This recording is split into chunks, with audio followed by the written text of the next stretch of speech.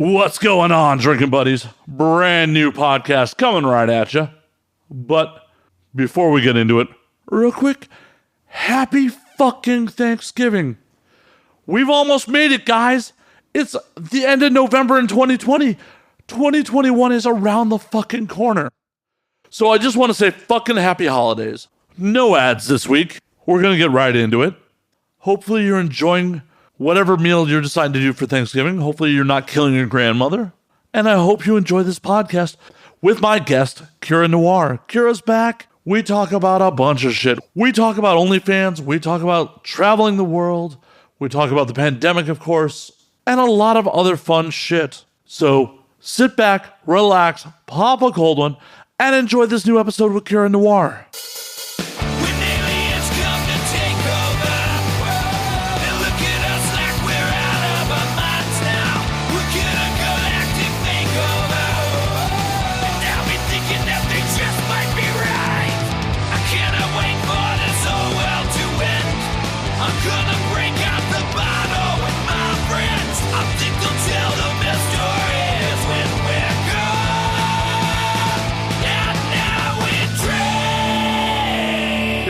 How the fuck are you? It's been a minute. I am good. How are you? Doing well. Oh, I'm going to pour myself a whiskey because it is officially 5 o'clock, so I can, by the rules, do this. I'm going to drink wine that has Snoop on Snoop Dogg's face on it. Yeah. I heard that stuff's actually not bad. No, it's just like a pretty, like good red blend. It's nothing fancy, but it's not bad. It's okay. I'm all about drinking what you like. And I can't justify like $500,000 bottles of liquor. It's like, but I want to drink this. Like, when you're spending that much on something that you're supposed to consume, it's like, what? Just so I can have it on my wall and be like, look, I spent this much money on alcohol I'm never going to drink. I either drink that once. I know some people will drink all of it and then just have the empty bottle displayed too. They put flowers in it and stuff. So it's either you have something that you're never going to drink because it was so expensive, or it's just like, hey, look, I drank something expensive that one time. Aren't I cool? Super cool. Yeah, it's just like, it's flash. I mean, I have never tasted like a liquor that was so, that was super high end that was like, yeah, this totally justifies the price of $100 a shot, or... No, I'm really blessed with a peasant's tongue. Like, it does not take a lot to impress me. I don't need the fanciest food or drinks or anything like that. Like, I'm very satisfied with my cheap red wine. Hey, here's to that. I totally get, the whole ceremony of going out for a nice meal, like a high-end meal every once in a while. But I don't need it. No, I feel like the chefs that I've known over the years are kind of cursed in that way because they know specifically the difference between good food and bad food, and so now they can't enjoy the bad food as much. I never want to get to that point. Like, I will go out and enjoy a super nice meal and be like, oh, okay, that was nice, but then I'll go right back to eating trash and be happy. I will too. I 100% will too. But there's something about when you go out for a really nice meal, the level of service you get too, that it also just makes it part of it. I always love when they think that the guy that I'm with is going to pay, but it's me that has more money, and I'm like, no, the bill is for me. They never expect me to have the money or to be the one that wants to pay it all. That's got to be disappointing in 2020. I mean, it's just what everybody's grown up being taught. One, women don't pay for their food, and then two, Black people don't tip. So I always like to leave a super generous tip and make sure that the person bringing the bill knows that I am the one that's taking it. There's sometimes it's frustrating that even though they see me take the bill and they see me put my card down, they'll still bring the bill back to the guy to sign and everything. It's do you not understand? Yeah, it's I'm assuming that's just autopilot on their part, just without thinking. Sir, do you approve this? No. He ain't got no fucking money. Give me that. When was the last time you went for a really expensive meal? Oh, shit. It's been a hot minute. It has definitely been a really good expensive meal. It's one of the few things I miss about my corporate job where I was on the road and had an expense account. Because we did a lot of fine dining on the company dime. It's oh yeah, fucking $100 steaks, whatever, on the corporate card. Mm. So it's probably We talked about business over these steaks. Business expense. Well, it was me and like the team. So legally, what company policy was at the time was we were allowed to spend $60 per person per meal, and by policy, the most senior person at the table had to pay for the meal. So sometimes we would invent that other people were at the meal that weren't really there. Sometimes we'd be like, "Oh yeah, there was totally 6 of us at that steakhouse." Yeah, no, of course, I believe you. Why would you lie? Right, yeah. Why were there only 2 steaks purchased? Don't worry about it. Yeah, we split them. They're a really cool restaurant that let us cut it up into little separate pieces. Mm-hmm. Oh man, there was this place that my friend told me about in the beginning of the lockdown stuff, where this chef was still making really awesome 5-course meals, but was serving them in her backyard. So everything could be outside and like very far apart tables. Like she had a really big house, like really big backyard. So everybody was very far away from each other. And I did that and I still felt guilty for going out to eat. And I haven't done anything like that since then. That was back in July. I've been good for most of COVID. I've gone out for like outdoor drinks a couple times and felt really like mixed about it every time. Yeah, it's like because you really miss being able to go and do those things, but then you're wondering like, oh, like is this the thing? Like, is this bar really worth catching COVID? Well, and yeah, is it like is this literally worth potentially dying over? Mm-hmm. Yeah, no, I have this joke with my friends now. Whenever we see a commercial for a fast food place, like the general vibe of those commercials now is like, hey, it's Wendy's. You might as well die here. Hey, you were going to die here of heart disease anyways. You might as well die of COVID here. Mm-hmm. Mm. Well, for me, I've been out 3 times since COVID, all for outdoor sitting at bars. One of them, twice at one bar, which is my local that I love, and like they're kind of struggling. So it was kind of like I want to spend a little bit. Like I hope they survive this, and I still feel like wildly conflicted. Like I want to help my friends, but I'm also like this isn't worth dying over. And the other one was Oh, sorry. The other one was what? And the other one was just for chicken wings and potentially getting laid, which was not a great excuse, but yeah. Okay, the only other time I've gone out, it wasn't a fancy place, but it was a place I went out. I was also trying to get laid, so I feel you. Lockdown's hard. I mean, it's like, yeah. So usually I'm a slut, and I'm a safe slut, like condoms and testing and all that kind of stuff, but I can't do that now. So I have one fuck buddy and he gets tested. Like I pay for his test over with the same place I get tested for everything, including COVID.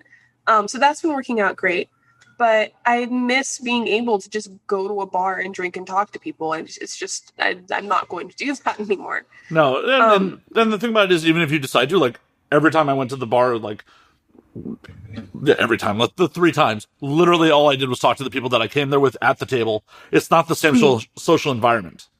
Right. It's not like where I'd be at a bar, like sitting at the bar, like just striking up conversations with people around me and all that shit. It's right. That shit's gone. No, my favorite bar used to be the Tonga Hut. I don't know if you've ever been there. I have indeed. Yeah, no, I love it. And it was the first bar I went to when I first moved to California. And that used to be where I went. Like I had 2 different friends who worked there. So I would go and either just talk to them or just like join a random group and talk to people. And now that's entirely out of the question because even if they could stay open, it's a really small bar. Like really, they get packed. Yeah, close quarters. Yeah, they get packed. So that's just not going to happen anymore. Are you a member of the Drooling Bastard? Order of the Drooling Bastard?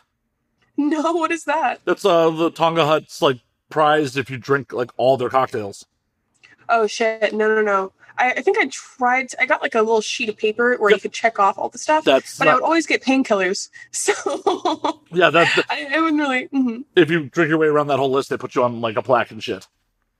See, I'm really hoping that by sometime next year things can open back up, and that bar specifically can open back up because I know that was a thing, but I also know that when somebody told me that was a thing, I was already kind of drunk and I didn't really care that much. But now I would love to do that. I would love to take that challenge and just have excuses to go back there over and over. Yeah, like add more infamy. Like, look, I'm on the wall. I've drank everything. Man, I am going to just be buzzed for this instead of getting drunk because I am recovering from boob surgery stuff. Oh, shit. So I'm trying not to drink too much. Yeah, I got boobs. Yay. Yay. they're not big. Like even if I point down, Well, that's what like you can't really tell that they had anything done. Yeah, they're I mean, just slightly bigger than normal, but they're not huge. Like I don't really have like cleavage or anything. You can see. yeah, but I mean, tit. they're symmetrical. They're good. Like, Thank you. But no, I'm about a C cup now. I couldn't go huge. I wanted to get like huge, slutty bimbo titties, but my surgeon wouldn't let me. And I wanted to trust him because he's done 2 of my other friends, and then theirs look great, but they started out with big natural boobs already. For me, I have to have these C cups for a little bit, and then I can go back in April and expand a little bit more once my skin has stretched and all that. But my goal is to be like a double D at some point. Nice. Mm-hmm. I'm right there already, so yeah. Wait by COVID. Wouldn't it be great if you could just donate titty to people? Like right? I have so many friends who have big naturals and they don't want them, and so many people who are naturally small and like I would take the back problems if I could be just huge and natural. I feel like that's a fair trade. But I only have that mindset because I started out small. Well, and I feel like you have good core strength. You'll be fine. Your back will be You're insanely fit. Like, not anymore. I haven't been able to work out for like 6 weeks. So now I have I'm not getting big, but I don't have ab definition anymore because I can't exercise.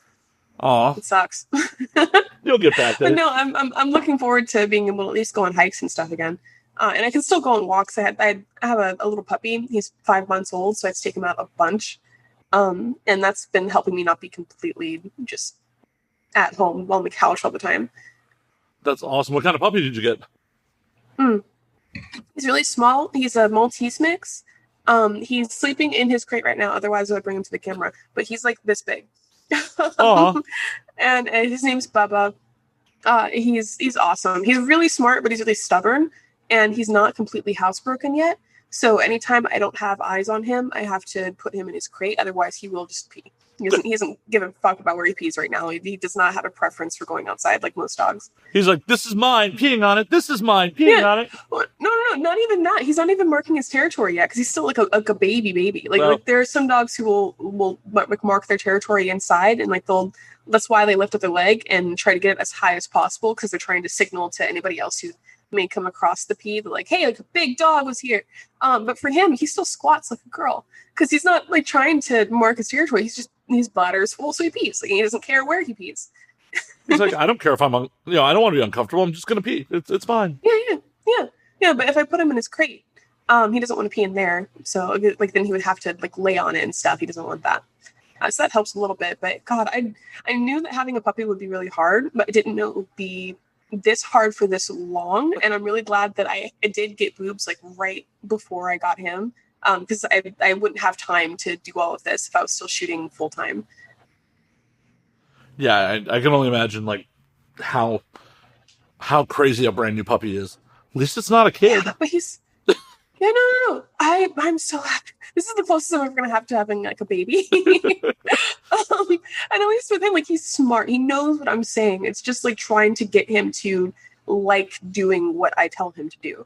Like he's a baby that I kidnapped from his mom, and sometimes he doesn't like me, sometimes he's just bored with me. But for the most part, he's a good kid. I wouldn't like him if he was an actual 5-month-old human baby. No, because that kid would definitely be still pooping and pissing everywhere. Yeah. No, at least with him, like he knows that I want him to pee outside. He knows that he's not supposed to be in his crate. He knows sit and lay down and dance. Like if you say dance, he'll flip around in a circle. It's super fucking cute. Today we're learning paw, so you like give him like a handshake. And so that's really, really fun. But you can't teach a baby shit. Like you can't really teach them anything until they're a toddler. No. And they just cry. They're just loud. He's a small, quiet dog. He only barks if he's really, really frustrated at me. Yeah, you made the right choice. Absolutely made the right choice. Like, yeah, I'm not down for the breeding. Like everyone else who's done it, good on you. But not for me. Nope. I have great birth control that's in my uterus and just makes that whole area a graveyard for cum, and it's fantastic. It's 99.9% effective. I'm not getting pregnant anytime soon. Yeah, which is great because I do love cream pies. I just don't want a baby. There's nothing wrong with that. Like, I enjoy having unprotected sex. I don't want babies. Mm-hmm. Right, I will get tested and I will have birth control, and that's how we're going to do it. Yeah. I will do condoms if I must, but I don't like them very much. I don't think anyone really likes condoms. Yeah, I mean, like, I'm sure there's a fetish for everything. I've yet to meet somebody who has a fetish for condoms. No, yeah, I'm not one. I look at them kind of like, Master COVID. It's like, I should be wearing this. It's the responsible thing to wear this. But I don't really want to. But I'm going to. But I don't really want to. Yeah. No, I know that I have really great birth control, and I don't have sex with anybody unless they are recently tested. So that works for me. But people at home that are listening, you should probably wear condoms. Right. Because I feel like most people who aren't like doing the what I do, like, they don't really get tested frequently. No. Especially, I can only imagine testing has gone down in the age of COVID, because it's like, if you're not going to CT or TTS, like, could you imagine just being like, yep, I'm going to go to the doctor to get tested right now. Like, I'm going to go wait in a doctor's office with other sick people to get a test. Fuck that. You know, most people don't get tested until they have symptoms. And there's so many STDs you can have that are just, you have no symptoms for it, so you never even know you have it. Oh, yeah. Chlamydia is like something like 75% asymptomatic in women and like 50% asymptomatic in men. And that, yeah, people think that porn stars are the ones who are dirty. Oh, yeah. It's like, no. You should be getting tested all the fucking time, especially like if you live in LA. You can go to the free, like, Hollywood has, like, all over LA County has free clinics. Like, you don't have to. You just have to look for them. Like, Planned Parenthood, I'm pretty sure, does, like, at least discounted tests for people who can prove that they, like, can't pay for it. There are tons of places around here that give free HIV testing. I just go to the places that I go to because they give next day results. And at least they used to put us in pass. Yeah. But yeah. And it's a whole, I don't understand what's happening with that. But now, like, I still am kind of working. I'm just not doing full on porno shoots. But I've been doing like photo shoots and like skits and things like that for people. So I just go wherever people tell me to go get tested. If I can choose to go to CET, it's closer to where I live. So I prefer going there. Unless people go there, like now, for people who don't know, there's like 2 different testing places, like the most popular ones in Southern California, like the LA area. One of them is out of the system that we usually use to check to see if somebody else has a good test. It's called the PASS system. And the other one is still in that system, but they can't guarantee next day results for COVID. And now we all need COVID tests in order to shoot. So there are some companies that are like, yeah, we know that CET doesn't guarantee the next day testing, but we're okay with you going there. And there are other ones who are like, no, we need absolute guarantee that our test results are going to be back early the next day so we can start early and not have to be on set all fucking night. So they want you to go to TTS. Most people are going to TTS now, and the lines sometimes, because it's the entire porn industry going to them for the most part, it's insane. Yeah, every goddamn day. It's ridiculous. Yeah. Whenever I go there, I try to get up early enough to go there right at 6 when we first open. And that sucks, especially since I have to get up at 5 so I can take my dog out. Usually we'll try to walk with him for about 30 minutes, then leave my place by 5:30 so I can get there by 6. And if I do that, then I might be closer to the front of the line, but still have to wait in the line. It's like camping for concert tickets at this point, but a lot less fun. Oh, shoot. My Siri somehow picked up on what I was saying. I don't know what part of that was sounding like that hey Siri thing. So I have my... Oh, fuck. And I said her name again. So, okay. All right. Yay, Apple. Yay, oh, my Apple. gosh. Everything's listening to us. I have one of those Amazon Echo things, and it has a new feature where if you whisper at it, she whispers back. And so I tried it. It's the creepiest fucking thing that I've ever heard. Fuck that. I mostly got it, like, I want to have, like, the smart lights thing, where I can just, like, tell the Echo to turn off the lights, and then I also use it as a speaker for music. But I don't think I like her whispering at me. It's a weird... Yeah, it's creepy. See, I have the smart lights. I just use it through an app through my phone. I don't have it voice controlled. I don't trust having... I have Alexa... I have Siri turned off. I don't have any Alexa devices. I just don't like the idea of, like... I know my phone's always listening to me, but I can at least put that down and, like, be in another room. Like, when you smart enable everything, it's like, oh, everything in the house is listening to me at all times. Yeah, everything's listening to me at all times. I like to think that I'm too boring to have anything that's worth listening to. Like, I'm not trying to overthrow the government or anything like that, so I don't really care if they listen to me. Yeah, they're gonna hear me talking to my dog and getting fucked. Like, that's pretty much all there is to hear. And one of those things they can get on the internet, so Yeah, exactly. Yeah. there's some poor Amazon employees just like, oh my god, her talking to the dog is so great. Just totally, it's his thing. There's a fetish for everything, man. There is, except condoms. Like, if you have a condom fetish, like, at one of us, because I've never. I'm going to Google this right now because I feel like it must be a thing, and there must be an online community of fetish condom wearers. Hold on. Condom fetish. I mean, maybe it has to have something to do with, like, you know, I'm blanking on the name, but there's, like, a thing that you can be put in, and then they suck all the air out, and you're just kind of stuck in between, like, sheets of plastic. Yeah. It's kind of condomy. Yeah. Oh, there's fetishes for used condoms. And a lot of. I'm not here to kink shame, but I might want to kink shame that one a little. No. Never. I'm never gonna yuck someone's yum, but yeah, I'm seeing mostly just a lot of stuff for about like why used condom fetishes are dangerous and instructing people to not be do it. Careful. Yeah, I especially, I'm assuming some of them are using other people's used condoms. Yeah, that's what it looks like. I mean, just like the opposite of protection, a fetish for used condoms by Scientific American. It's the first result. I mean, whatever floats your boat, man. Whatever floats your boat. But yeah, I have enough problems. Like, yeah, no. I just nope. Do you have any weird fetishes? Like the things you think people will be like nope about? No, I'm super vanilla, which is just disappointing to almost everybody I ever talk to. I mean, that's not disappointing. It's just surprising. Like I would have thought that you were like a sadist or something. I mean, mild. I mean, I don't think like slapping and choking was really like kinky.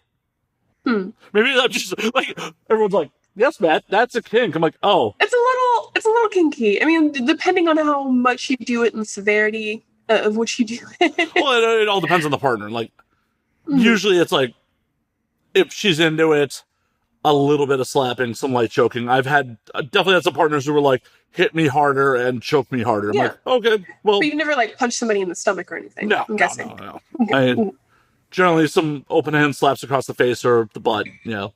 Yeah. Mm-hmm.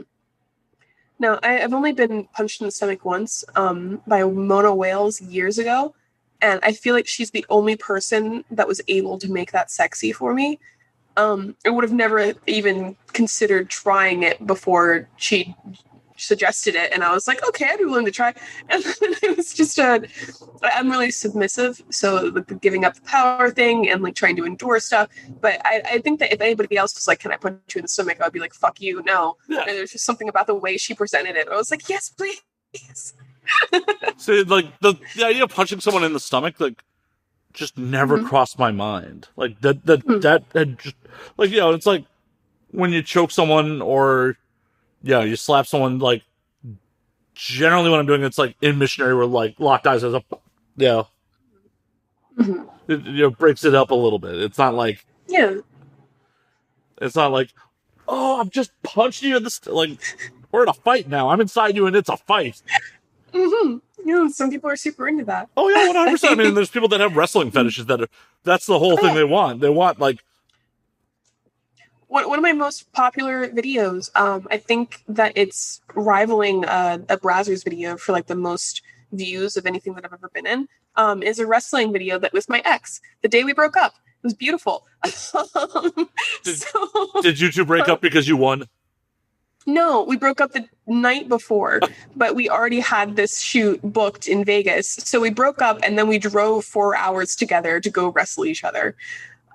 So there were some real feelings in that. And I feel like that came across pretty well for a lot of people because they had, like, last time I checked, like 13 million views. It's crazy. Holy shit. Yeah. Wow, that is a lot of fucking views. Yeah, it's cool. Well, but and that's the thing about good porn is like, good porn has the fucking like actual chemistry and attraction and all that. Like, I say this all the time. This is what makes the difference between someone who's a performer and someone who's like really a fucking star. The person who can really like that raw emotion comes through and like, you know, depending on what type of scene it is, it looks like they're having the time of their life or just, you know, it doesn't look like acting. It seems real. Yeah. And that's why I really like doing kink scenes. Just because I can get like cattle prodded and whipped and tied up and breath play and like all that stuff. It invokes very real reactions from me. And I love doing the over the top cheesy stuff too. But sometimes there's only so many ways that I can be like, I just turned 18 and like make that seem real. With kink, there's absolutely no faking what's going on. I just let myself react, and I think that's really fun. Hell yeah. You get the endorphins, you get all the fun shit, you know. And I'm sure the audience for that eats that shit up. They're just like, that's perfect. Mm-hmm. No, I really like doing it. I miss I miss shooting so much. I've been out since the end of September. Right now, as we're recording this, it's like the middle of November, so I'm probably not going to go back until December, and I'm really looking forward to it. Are you at all worried about onset transmission for COVID or? Yes, but I'm hoping that if I'm one of the people who can get it, that I will just stay at home in quarantine and get over it. Because the good thing about it is the death rate is pretty low. My main concern would just be passing it on to somebody who might be one of the unlucky ones. I just had a friend recently who got it, and she was asymptomatic and she was able to stay at home. So thankfully, because of OnlyFans, and now I have a brand ambassador deal with Pornhub, I can make money while just being at home. I don't have to leave my apartment. And I can always like hire people to walk my dog or just like give my dog to somebody for a little bit while I'm like getting over it. I'm in a privileged position in that way where I don't need to leave my apartment if I don't have to. Because of that, I'm more willing to accept the risks of shooting with other people, especially because right now people are doing either COVID tests from the day before or at least 48 hours before. So that it like reduces the risk. It's like the same as STDs for me. Where like I'm probably going to end up getting gono or COVID, but I'm in a place of privilege where I can afford to just sit and wait and get over it, and should be fine. Yeah, 100%. We've talked about this on the show a bunch of times. It's like how, as much as the pandemic's fucking horrible, thankfully it happened this time in the industry. Could you imagine, you know, even 10 years ago, like what all the performers would be doing for fucking income? Yeah. No, OnlyFans has helped so much. And I've been doing this for like 7 years. I've seen a lot of different websites. Like there's extra lunch money, clips for sale, many vids, amateurporn.com. Like there's like been a bunch of different ways to sell your own stuff. And I don't know what it was about OnlyFans. Maybe it's the subscription social media kind of pitch to it, where it's changed people's perception on paying for porn, which is an amazing thing. Like if you ask somebody just 3 or 4 years ago, like, hey, would you ever pay for a girl's porn site? Most people would be like, oh, why would I do that? But now if you like say like, hey, would you subscribe to this girl's OnlyFans? You're like, oh, let me see her. Like, let me check her out. Like, it's just so much more normalized. Well, it's so much more normalized. I think also it's the double-edged sword of you have non-porn performers doing it as well. Mm-hmm. So like that normalizes it to some of the public. Yeah, there was like a whole. I'm sure you saw the whole thing with like Bella Thorne and all of that. So I was super mad whenever the Bella Thorne stuff first came out, because what I saw was that people were saying she lied to her subscribers about being naked on her OnlyFans, and then there's so many people who requested to have their money back because she wasn't fully naked on there, that OnlyFans changed their the way you can receive tips and like how much you can get tips at a time and all that kind of stuff. I definitely noticed a drop in my custom videos. What's the word I'm looking for? Sorry, I'm already starting to get a little drunk. My custom video requests, because the way most people like have people pay for custom videos is like you tip the amount of the video in the thing. Now, because there's a cap on how much you can tip, people have to like tip over a couple of days in order to pay the full amount if you're charging higher than like the minimum tip amount. Right. So that sucks, but I was mad because of the scamming aspect of it. And a lot of other people have the opinion that OnlyFans should be a porn-only site. A little bit after the Bella Thorne stuff, I did a music video for this rapper Tyga. And I had a great time. He hired a couple of different OnlyFans girls and porn girls, and we just ran around a penthouse and had fun with each other. And it was a good day. He paid us. He was very respectful. He's actually like kind of shy. It was really cute. Isn't he one of the Kardashians' baby daddies?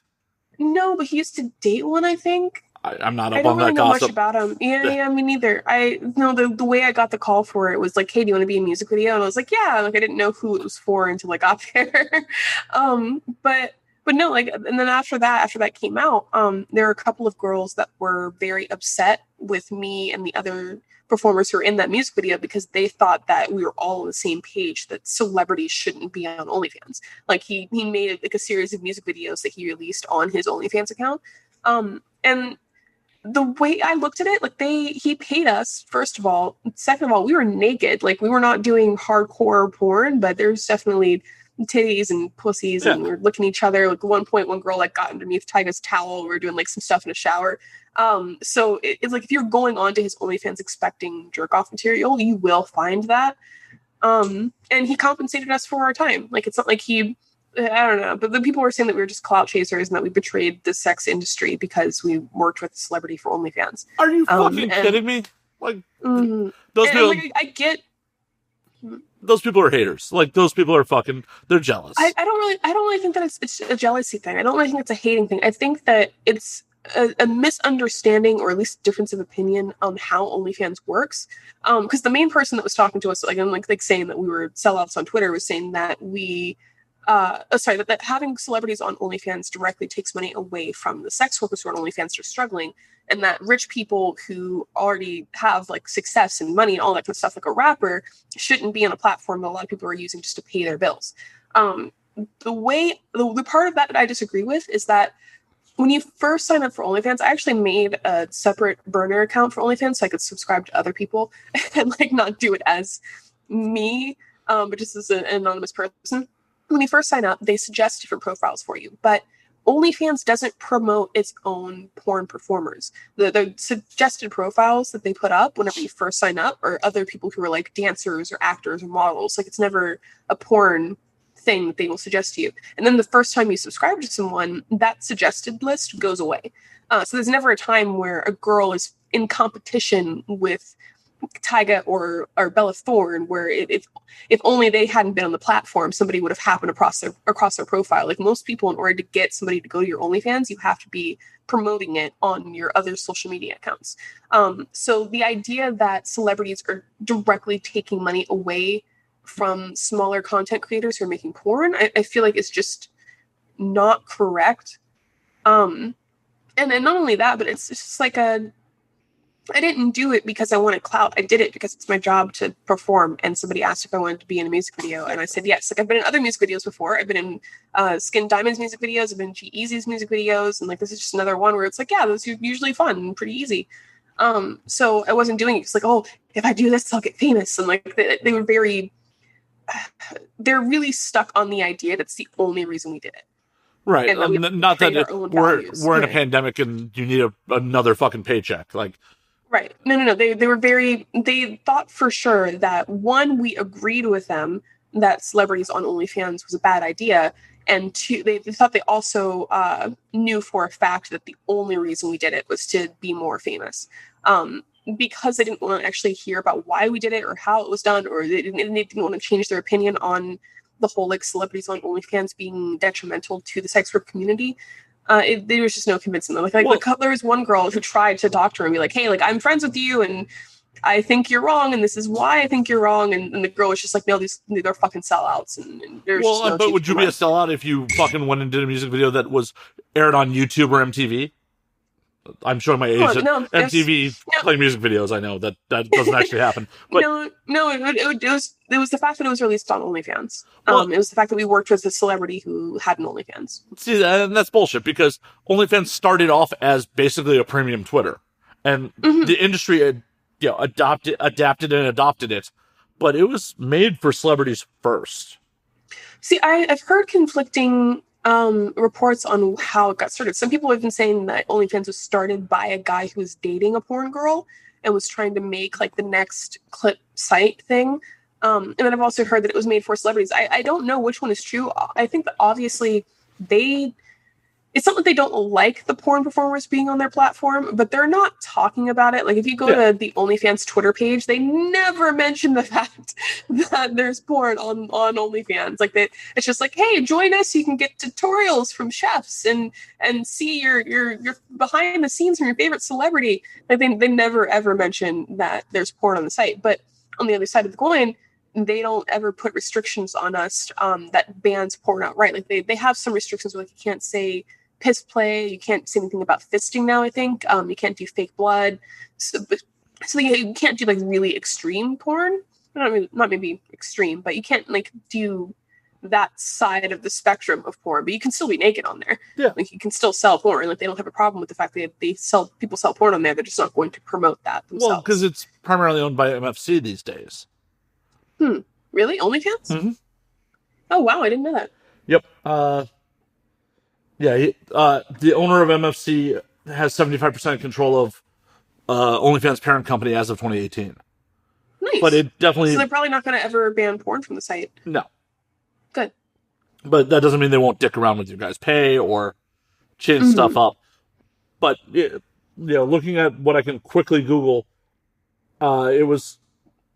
basically did start off as a premium Twitter, and then it got acquired by the MFC guys in 2018. So that's why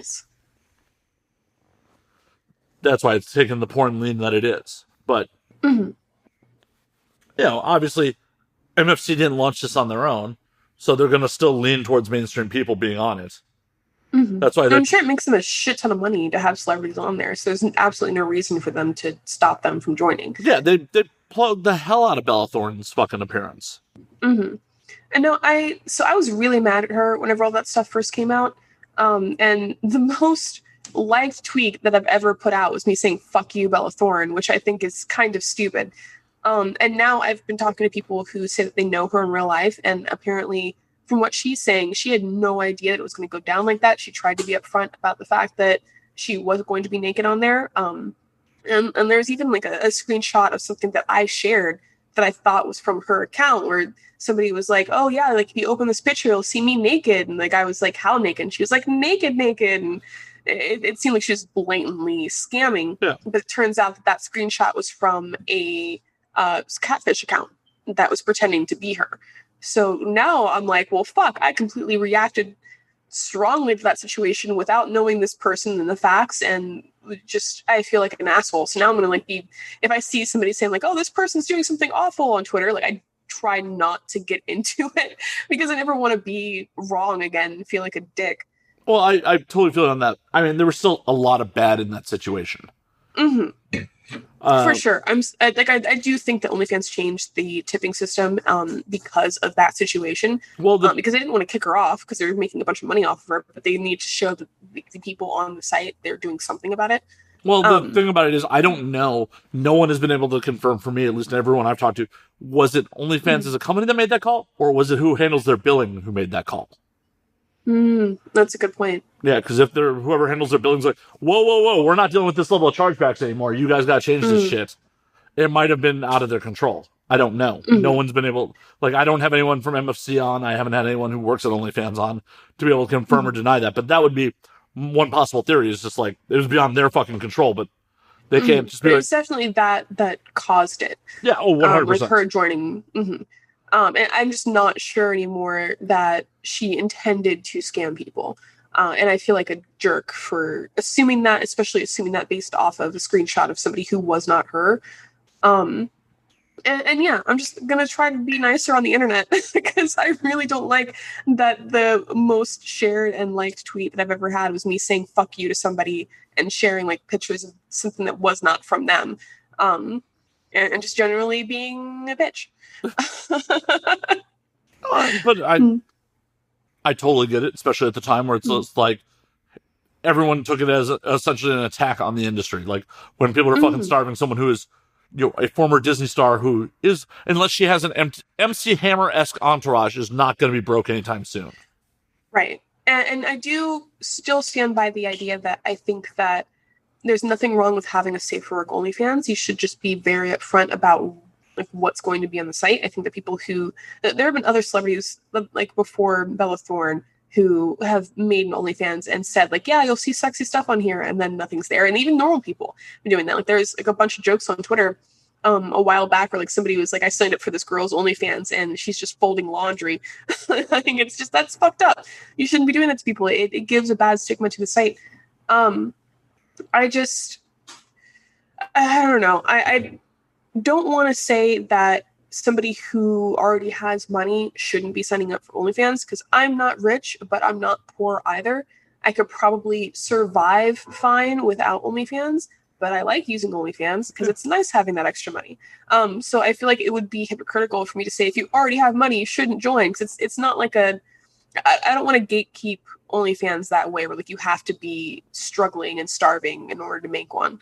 Well, yeah, and that's the thing. That would be like gatekeeping fucking YouTube. Like, oh, you can't be a YouTuber unless you're struggling. No, I mean, that it makes no goddamn sense.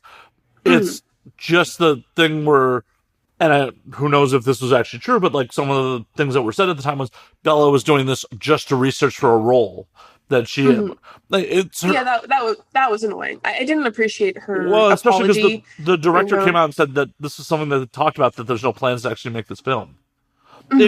I think what sits wrong with me with the Bella Thorne situation is, like, if Bella Thorne was like, I'm going to start an OnlyFans and this is going to be an ongoing, I intend to fucking follow up on this and keep my OnlyFans going, that would be okay. But to just like, I'm going to dip my toes in the water for this quick payday and disrupt all this shit and then pull out is a problem. Well, she's still uploading on there. Like I just saw OnlyFans promoting the fact that she put like a music video on there recently. So she's still on the site. Well, that's good. But I think it just added insult to injury, because even if it wasn't her fault, like even if not her fault necessarily, but even if she didn't intend to scam people, I do think it was because of her that the tipping system changed. And the fact that she was a celebrity doing that and just added insult to injury, insult to injury. It wasn't the problem itself, but it was just annoying on top of everything else. And her apology didn't come off to me at the time as very genuine. It was very much I was trying to help the industry by drawing more attention to the platform. And then it's just like, everybody knows OnlyFans already. They didn't really need to have like a huge blow up story of Bella Thorne joining OnlyFans. But if the site exists. If you're gonna, use this to help the industry and put eyes on it, where'd that $2 million go? Like, did you start a fucking fund to help feed performers that are, maybe down on their luck? How are you really helping the industry? Did you donate it to like the FSC, which is a nonprofit, or no, you pocketed it? No, and I'm not going to speak on what she's done with it, because maybe she has donated. I don't know this girl personally. I'm trying to keep in mind that like she's a fucking human being, and she's a young one at that. Like I think she's like 21 or something like that. So she's going to make mistakes. Everybody makes mistakes. I just hope that she does better in the future with this. And I'm not going to sit here and say that she's an awful person. I just think that whole situation was really sucky. Well, and that's the thing. Like, I don't know in real life either. I don't know if she's an awful person. Who knows if, like, at that level of celebrity, some of her handlers are suggesting that she does this, or... That's the other thing. Like, have you ever heard like the phrase main character syndrome, where you just assume that you're the best person to do things, and like you're like everybody wants you to be the center of attention and all that? I feel like it's impossible to be a celebrity and not have main character syndrome to a certain extent, because everybody around her must have been like, oh yes, of course, this is a fantastic idea, you should definitely do this. And I know that she's friends with some sex workers. I mean, she directed a fucking video for Brazzers before this. I think it was like a Pornhub thing with like a Bella Danger and Small Hands. Yeah. So so I'm sure that whenever she first was talking about like, hey, I think I want to have an OnlyFans, there were plenty of people around her like, yeah, that would be so awesome. And when she was like, I want to do it to help the porn industry, people were like, yes. So that's another thing where like, if she doesn't, I feel like it must have been more of an ignorance thing than coming from a malicious place of like, oh, I'm going to scam a bunch of people. So with that, I can forgive her, but still think that what happened itself was bad. Yeah, I mean, the execution was poor. It's piss poor. And but there's so many variables that go into it. Like, as you said, who's around her just telling her yes? Who's around her who's like, this would be an amazing idea. You should do this. Use your clout to help the industry. Mm-hmm. I wish that at some point she would try to share other people's profiles. If she just retweeted other sex workers' Twitters, like that would be a huge thing for them. She has millions of followers, and like that would be a better help to the industry than having an OnlyFans herself, I feel. But if that's not how she feels, or hell, even booking some sex workers for her OnlyFans. I think she did. I think that she did a music video with some. I'm not sure. I kind of want to Google that now. Hold on. Yeah, because at least stuff like that, like, doing a retweet definitely puts people's profiles in front of people's eyes. But actually having, like, a performer in the video that people are there consuming, like, oh, that's tangible. I think that's a step up of just over a retweet. Okay, no. I'm not seeing anything right now that shows that she did, but you're right. I think that if she, and that's why I was okay with doing the music video thing for like a rapper that was putting it on his OnlyFans because he paid us. Yeah, that's his content now, and it's great. He put money into sex workers' hands in order to have like a more content for his OnlyFans, which I think is great. Yeah, that's 100% good. I don't see how, honestly, as I said earlier, I think anyone who gave you shit about that is just hating on that they weren't booked for it.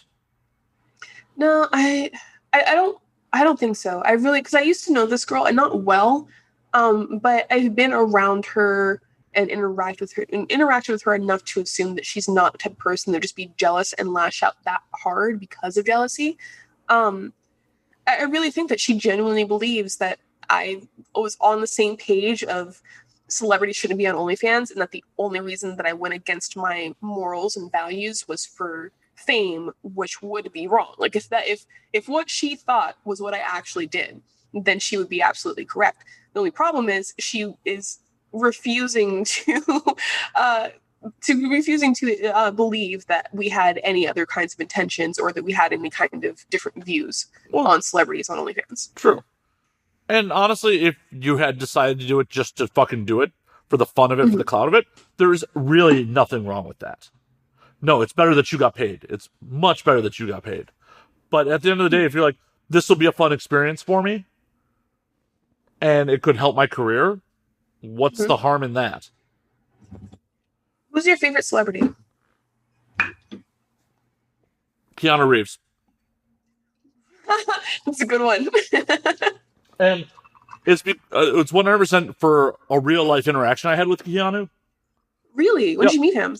So when I first moved to LA from Vegas in 2015, I was doing various side jobs. I was the head of security at the Ace Theaters, the Ace Hotels Theater downtown. And we were doing a David Lynch Foundation event. And Keanu was there. He didn't walk the carpet. He bought his own ticket. And the way this event worked was there was an hour cocktail hour for the VIPs before the event started. Keanu waited outside with the general public because he didn't get a VIP ticket. He sat in the cheap seats with his date. During the intermission, he comes up to me and he's like, hey, where do I go smoke? I'm like, let me get you somebody. Like, I don't want people bothering you in public.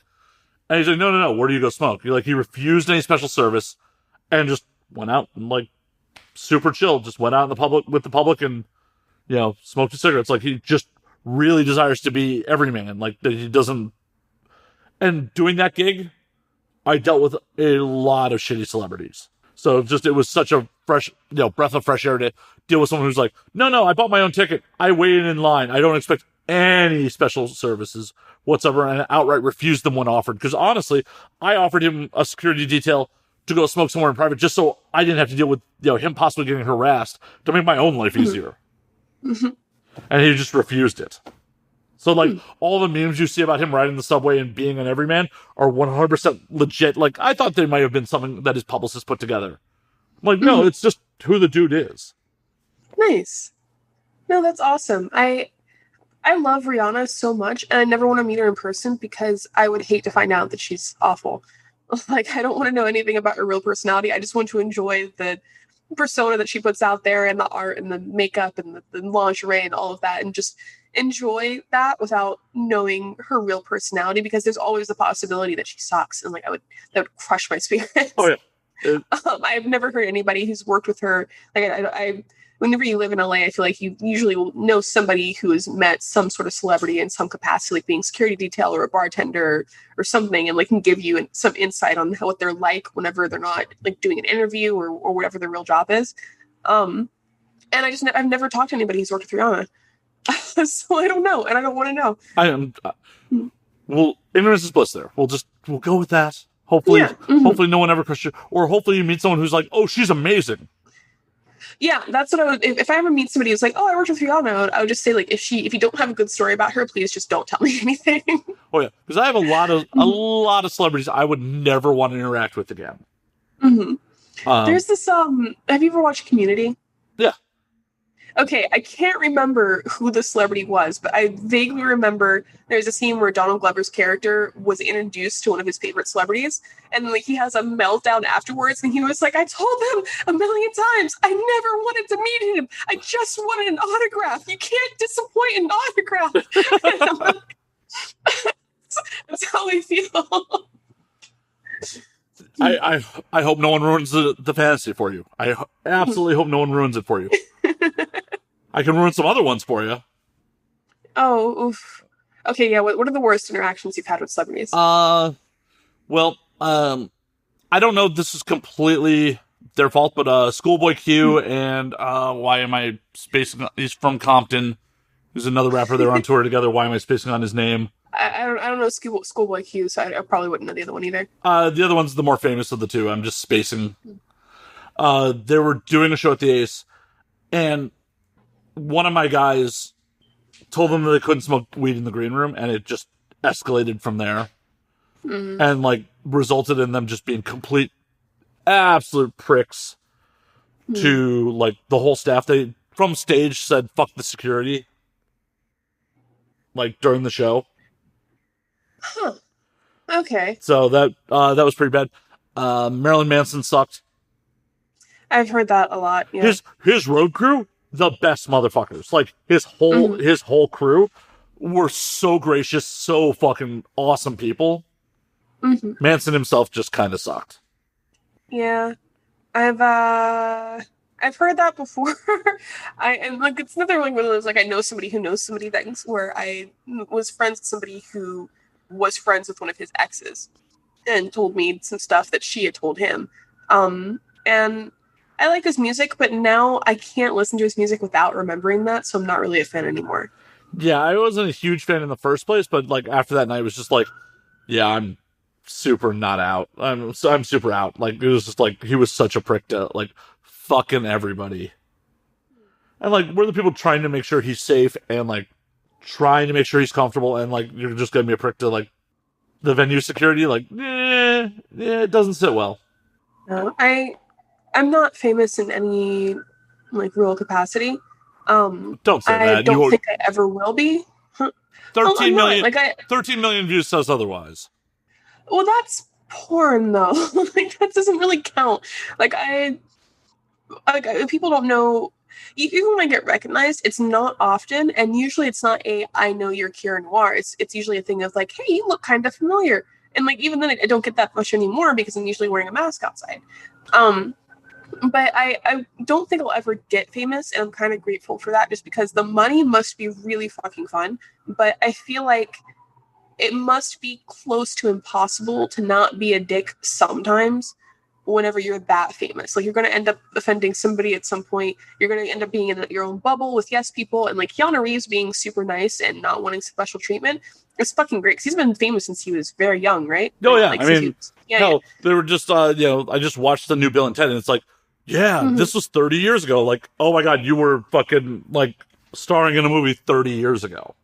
And you've only gotten more famous. Great that he's it's great that he stayed nice. I feel like at a certain point you can't really blame somebody for being rude if that's their whole world of like getting away with that behavior, because no one's going to tell somebody who they're making money off of like, hey, you need to shut the fuck up and sit down. Like that doesn't really happen to them. So it changes a human's morals, I feel like, where most of us learn, like, hey, I wouldn't want somebody to do that to me, so I'm not going to do that to them. Like, that's your reasoning for not like, being a dick in most situations.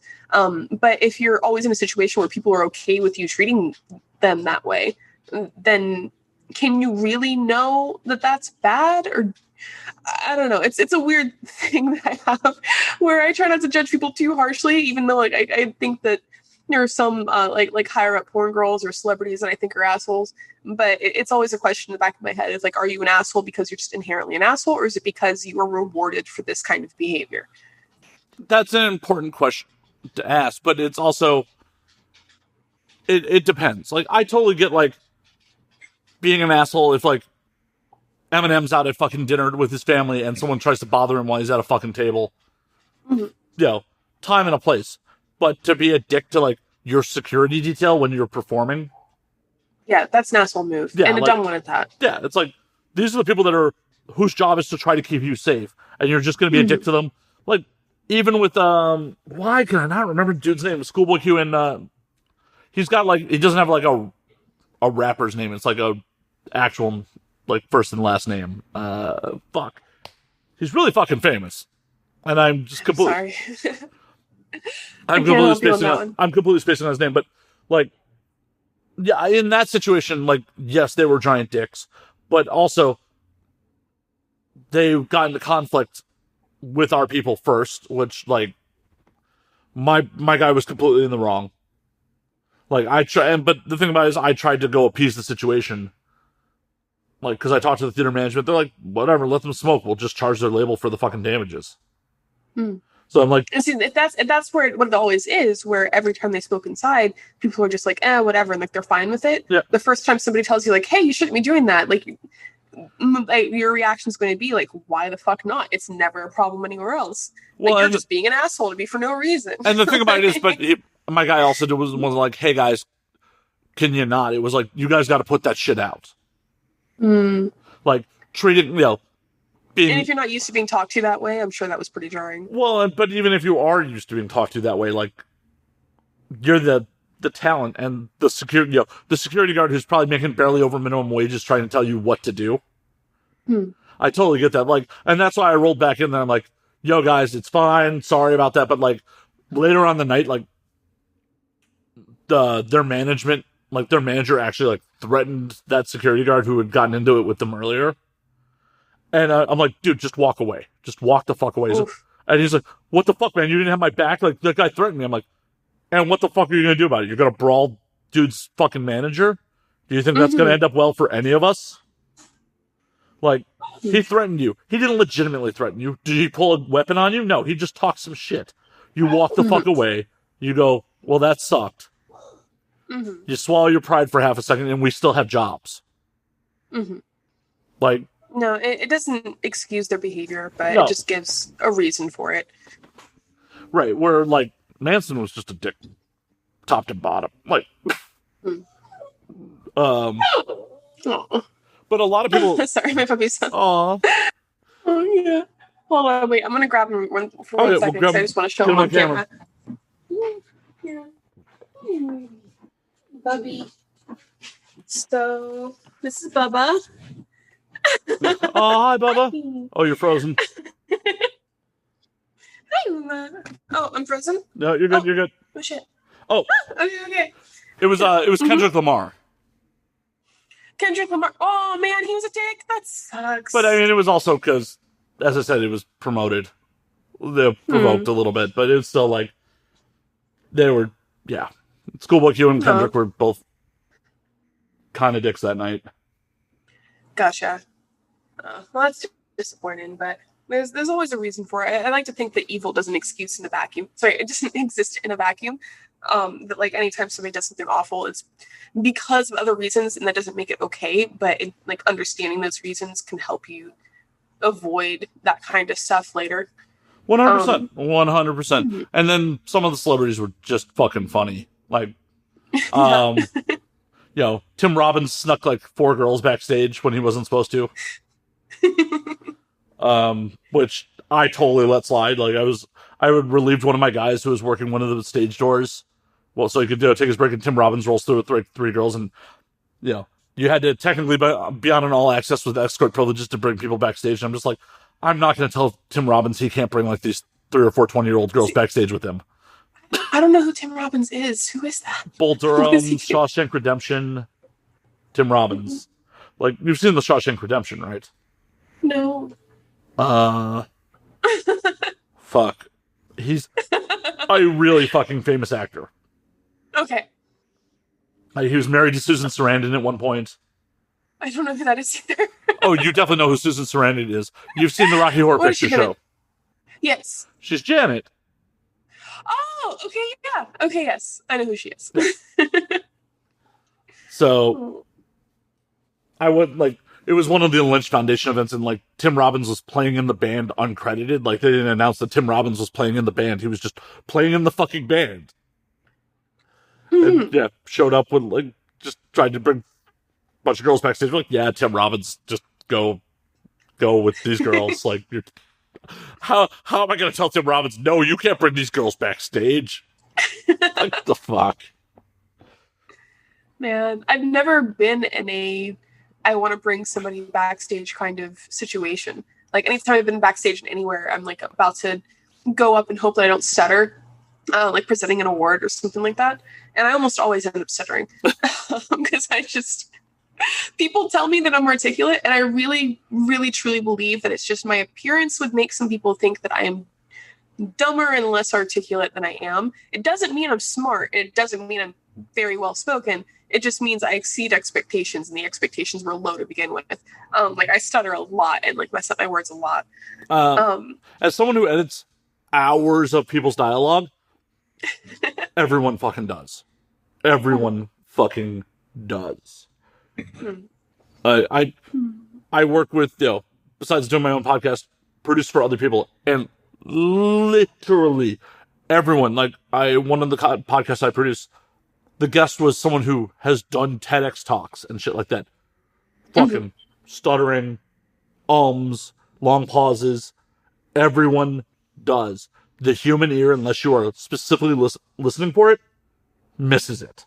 Like, just fucking listens unless it's really like a fucking comical. Unless it's that, like, comically bad, people just overlook it. And it wasn't until I started doing this all the fucking time where I hear it all the time, and it kind of drives me a little insane. Because I hear myself doing it. I just did it right there. I didn't even notice. You're absolutely right. Yeah. There was a little bit of a pause there, like, it's a thing. It's part of human speech. Like, don't think too much about it. Like, say I just did don't think too much about it right there. No, I'm going to be hosting the AVN Awards this 2021, and we just did the nomination announcements, and we did, like, a bunch of rehearsals beforehand, even though it was very short, and I only had maybe max 10 lines to say of, like, I'm excited to be here, and here are the nominees, like, very simple stuff. And still, whenever we were actually live, and I was saying, like, we're so excited to be hosting, I still fucked that up in the beginning, and I was really mad at myself for that. Just because it should have been such an easy thing to say. But for some reason, just when the pressure's on, like, I can do the most embarrassing, degrading things on camera and be totally fine. But just knowing that it's live, or, like, being in front of actual people, for some reason, that's what fucks me up. They're different skill sets. They're 100, and there's nothing wrong with it. And the thing about it is, you probably noticed it. The audience probably didn't. Like, you'd be amazed how many people don't catch that shit. They just don't pick it up. Like, they hear what you intended to mean. It's just human nature. It's the minority, 100% of the minority be like, she flubbed her line there. And especially if you don't fucking react. Like, if you went, oh, yo. Oh, fuck. Okay, right. we started. Then they'd be like, oh, shit, she fucked up. If you just fucking deliver and keep delivering it like nothing fucking happened, most people won't catch it. Hopefully. Believe me, oh, go ahead. Sorry. Oh, no. Just, I'm a really shy person outside of doing porn, for some stupid reason. So There's I'm nothing always stupid super about that. self-conscious about that. No, it just doesn't make any sense. Like, I don't feel deep shame, but I feel plenty of normal embarrassment. And I don't understand how that works. I mean, as I said, it's completely different things. It's just, you're not on a mic being an MC week in and week out. I'm sure you had some nerves your first couple times on set. I'm sure you had some nerves in your first few performances. Yes and no. Like, I was kind of nervous for my first one, but it went really, really well. Like, the guy was super nice. So after that, it wasn't anything bad. I don't really get nervous shooting porn. It's really more like if it's a more of an extreme scene, like if I'm doing like double anal or something, then I'm like, oh, I hope I can actually do this, and then I relax and it happens, and so it's fine. But it's really more just concentrating on making sure that I'm doing the right positions and I'm opening up right, and like, oh, I haven't said anything in a while, I should say something dirty and stuff like that. But I don't really get nervous. But that's the thing, you have so much practice at this point that it's almost second nature to do this shit. You're not up hosting an award show or even a talk show week in and week out. Like, I had a podcast myself very briefly. Well, I remember you were supposed to have me on it. Yeah, I'm sorry. I did it with this guy who was friends with the dude I was dating at the time, and then the dude I was dating at the time fucked one of the girls I had on behind my back after we did our show together. So that made the whole thing kind of weird. And it wasn't anybody's that was doing it with me's fault, but I just didn't want to do it anymore after that, because that's just what it represented to me. That sucks. That sucks. Yeah, shit happens. It does. It still sucks.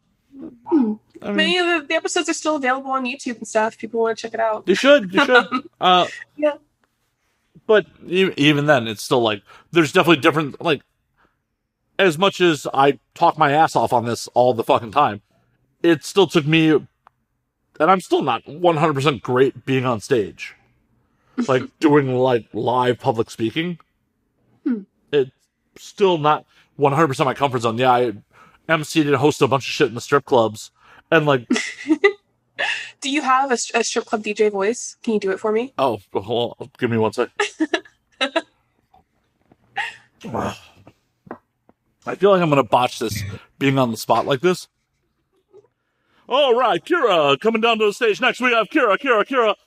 Candy, report to the VIP. Candy to the VIP. Good, Dad? No, it's good. That's good. But I mean, one of my... Oh, God, sorry. One of my best friends used to be a strip club DJ, and the way he does his DJ voice sounds exactly like the guy that I actually had as a strip club DJ. And so I hate him doing it because it just brings back like kind of memories. But yours was good and entertaining, but also not like everyone else's. It's great. Thank you.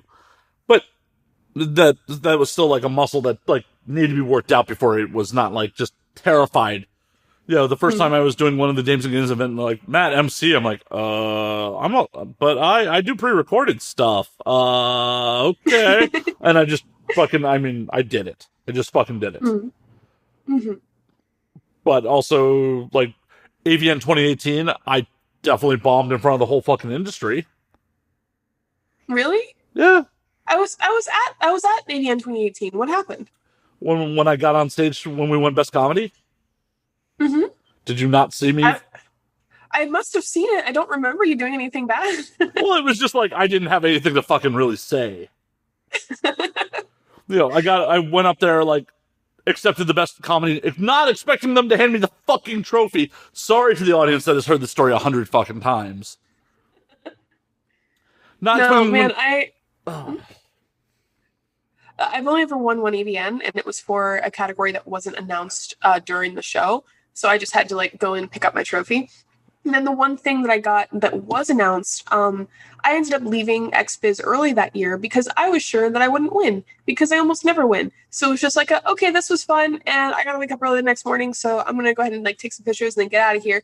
And then as I was getting into bed, I was getting a bunch of texts from people saying, "Where the fuck are you? Where'd you go? Like, we just won." I actually still need to contact them because I won best.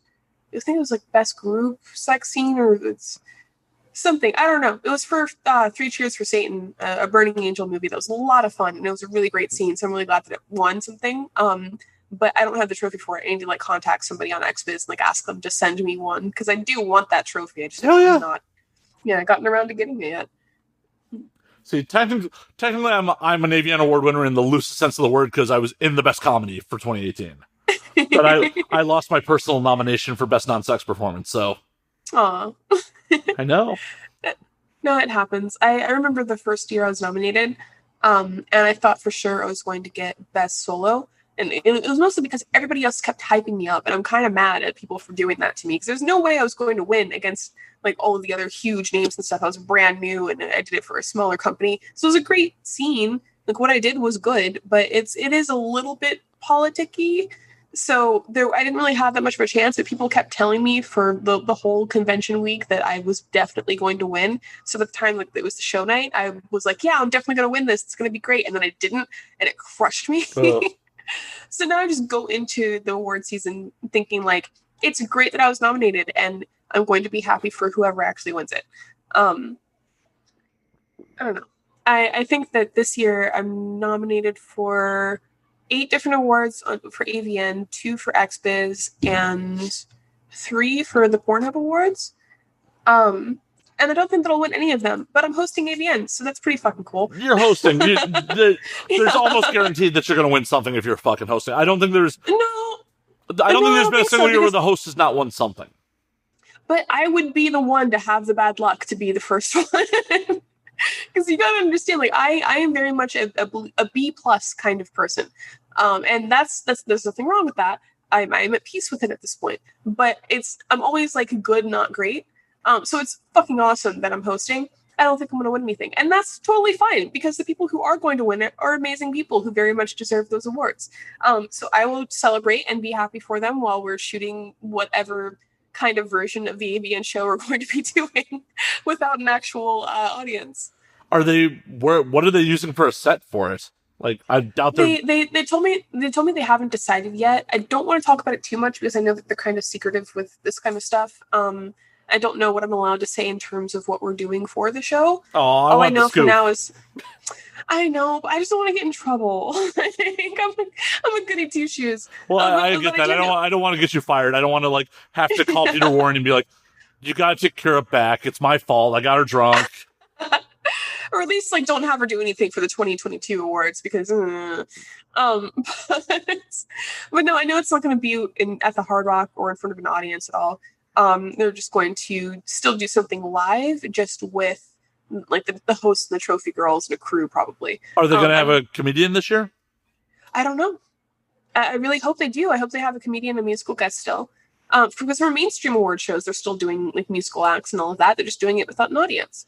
But also, so I hope they do. AVN doesn't have like the budget that SAG or fucking the Oscars does, and without but they're still able to hire people like Doja Cat and Diplo and Cardi B and but that's because they have the convention money behind it. Like without the convention, well, you don't think that they would use the convention money from last year? Well, but they also got to put on the 2022 convention without getting 2021 money in, so it's who knows. That makes sense. I mean, I don't know. It's going to be fun. It's just going to be, it's just going to be on AVN Stars. It's going to be different than other years. But I'm still going to have fun with it because the other girl that I'm hosting with is crazy hot. Who are you hosting with? It's just fun. Her name is Skylar Lowe. She's a cam girl who is Latina and tiny and like 50% boob.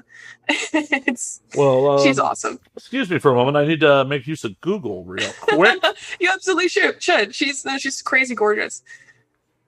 Come here. Okay, I have a bunch of wires. My puppy is chewing on, so I'm going to show him to the camera again. Say hi. Hi. Hello. Hi. Isn't he the cutest? He is. Yes. Yeah. See, if I was in charge of the production for AVN 2021, I would definitely have cardboard cutouts of like the usual suspects in the first couple rows. Like, all the big names, like there'd be Angela White, a cardboard cut of Angela White, Abella, like everybody like in the front rows. So they could pan to the audience and just see like cardboard cutouts sitting in chairs.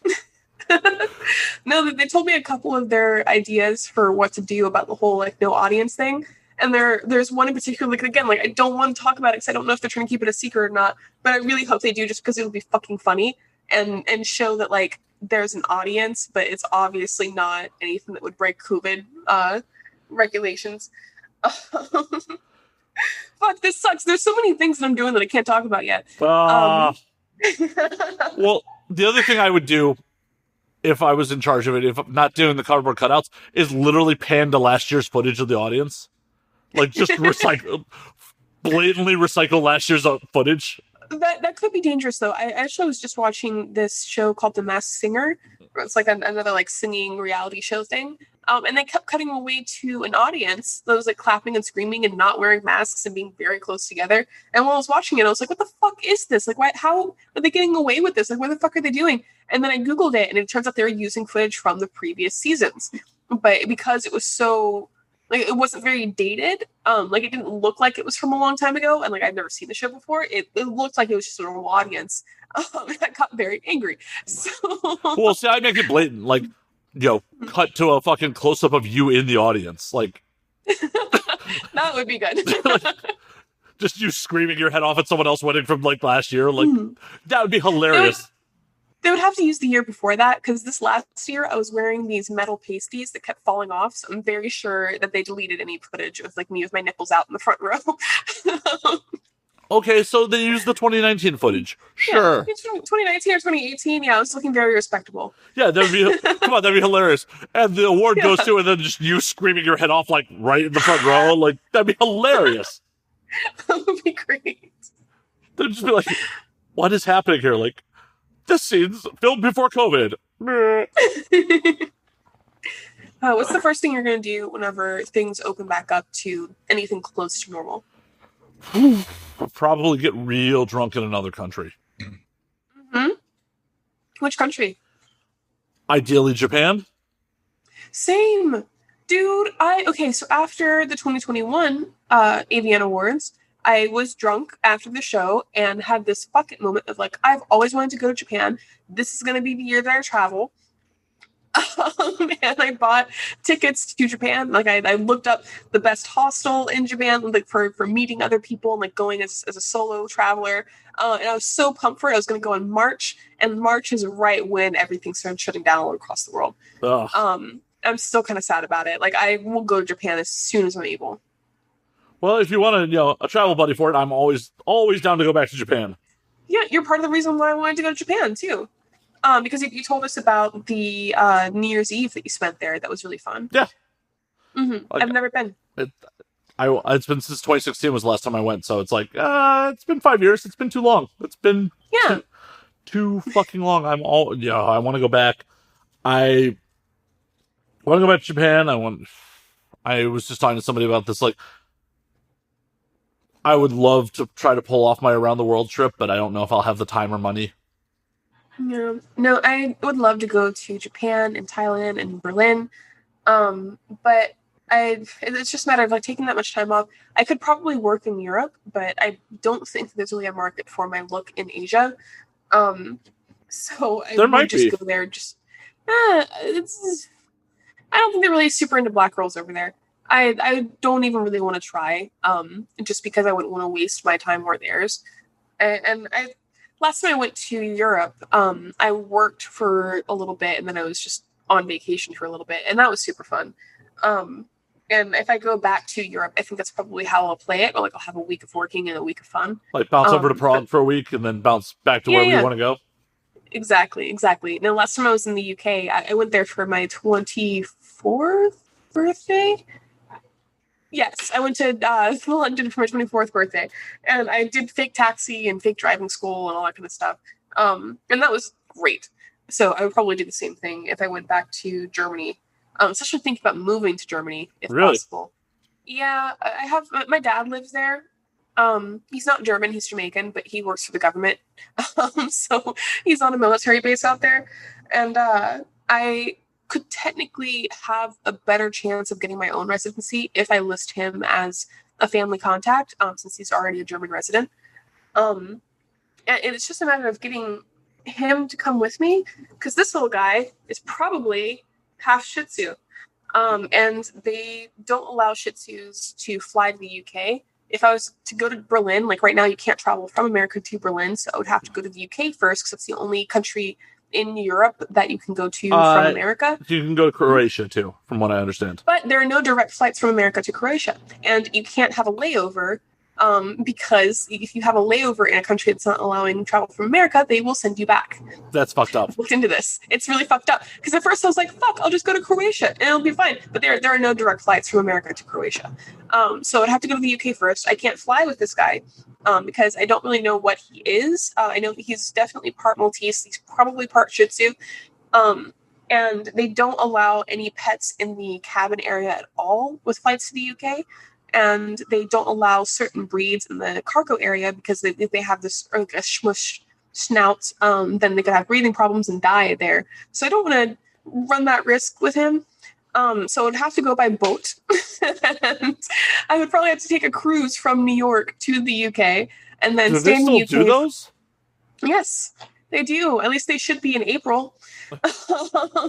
So if that's still running in April, and then I'm thinking about taking a cruise to the UK, staying there for 2 weeks to quarantine and prove that I don't have COVID, take another test in order to get into Germany. I have to be able to prove to them that I haven't been in America for at least 2 weeks. I might end up staying in the UK for like a full month just to be like extra sure. But yeah, I just have to show that I haven't been in America for at least 2 weeks, that I don't have COVID. He needs to also get a test. He also needs the European passport, which I could get while I'm in the UK. And then I could get into Germany as a tourist, and I could start working on applying for residency. And I've already talked to my dad about it. Like, he said that he's fine with me putting him on the stuff. Like, we're not super close. Like, I wouldn't go stay with him. But he's okay with me, like, bringing up his name and all that. Cool. And they would basically, like, hopefully if I did fall on hard times, that, like, I would have family that is a resident, so I wouldn't be completely shit out of luck. And they would take that into consideration with approving my residency. And then maybe I could just, like, stay there. So I'm thinking, like, probably in April, I'll try to go.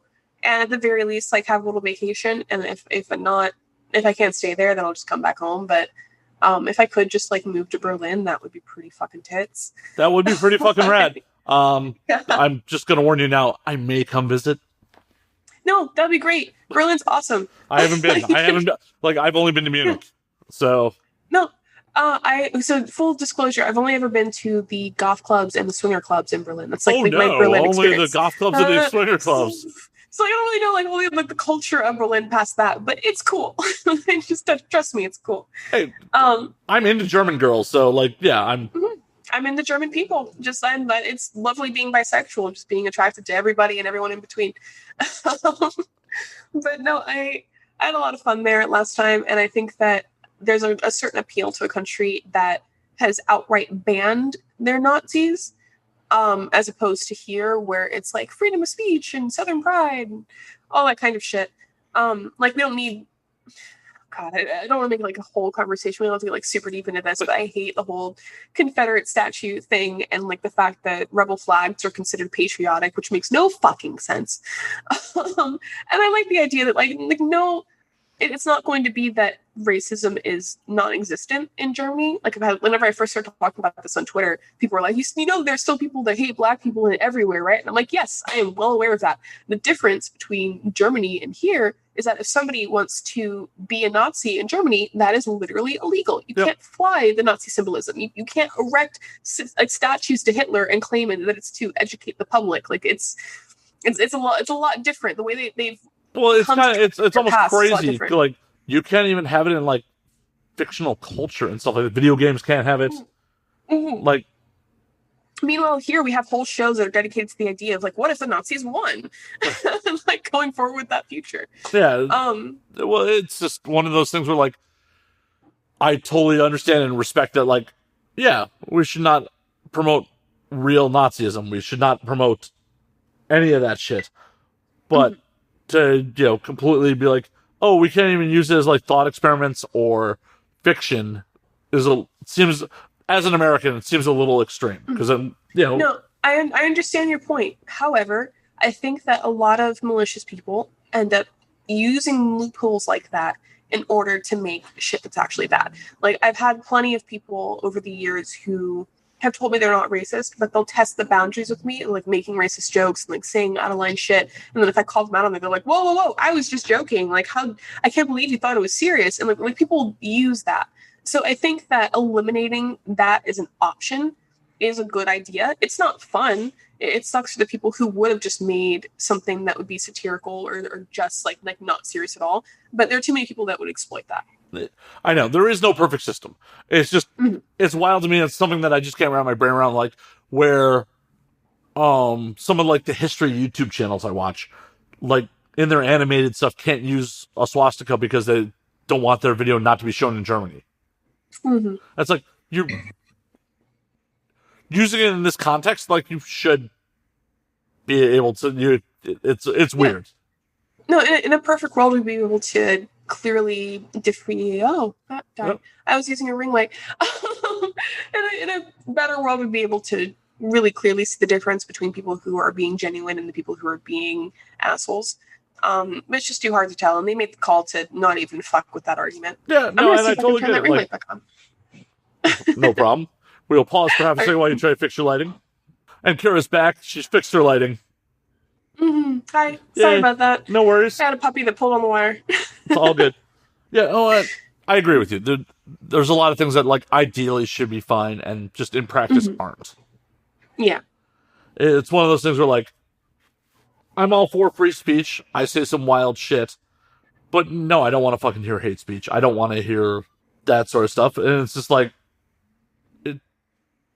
it's a problem. It's a problem. I don't want to give Nazis or racists a fucking platform. And that's the unfortunate side of free speech in America, where, yeah, we get taught our whole lives that we have more rights than anybody else in the world. But along with those rights, people who suck get the same privileges. And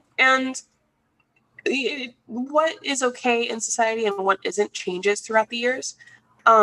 So there are going to be times where there's certain speech that's going to be perfectly acceptable in mainstream media and just in polite conversation that in 50 years might be considered completely terrible.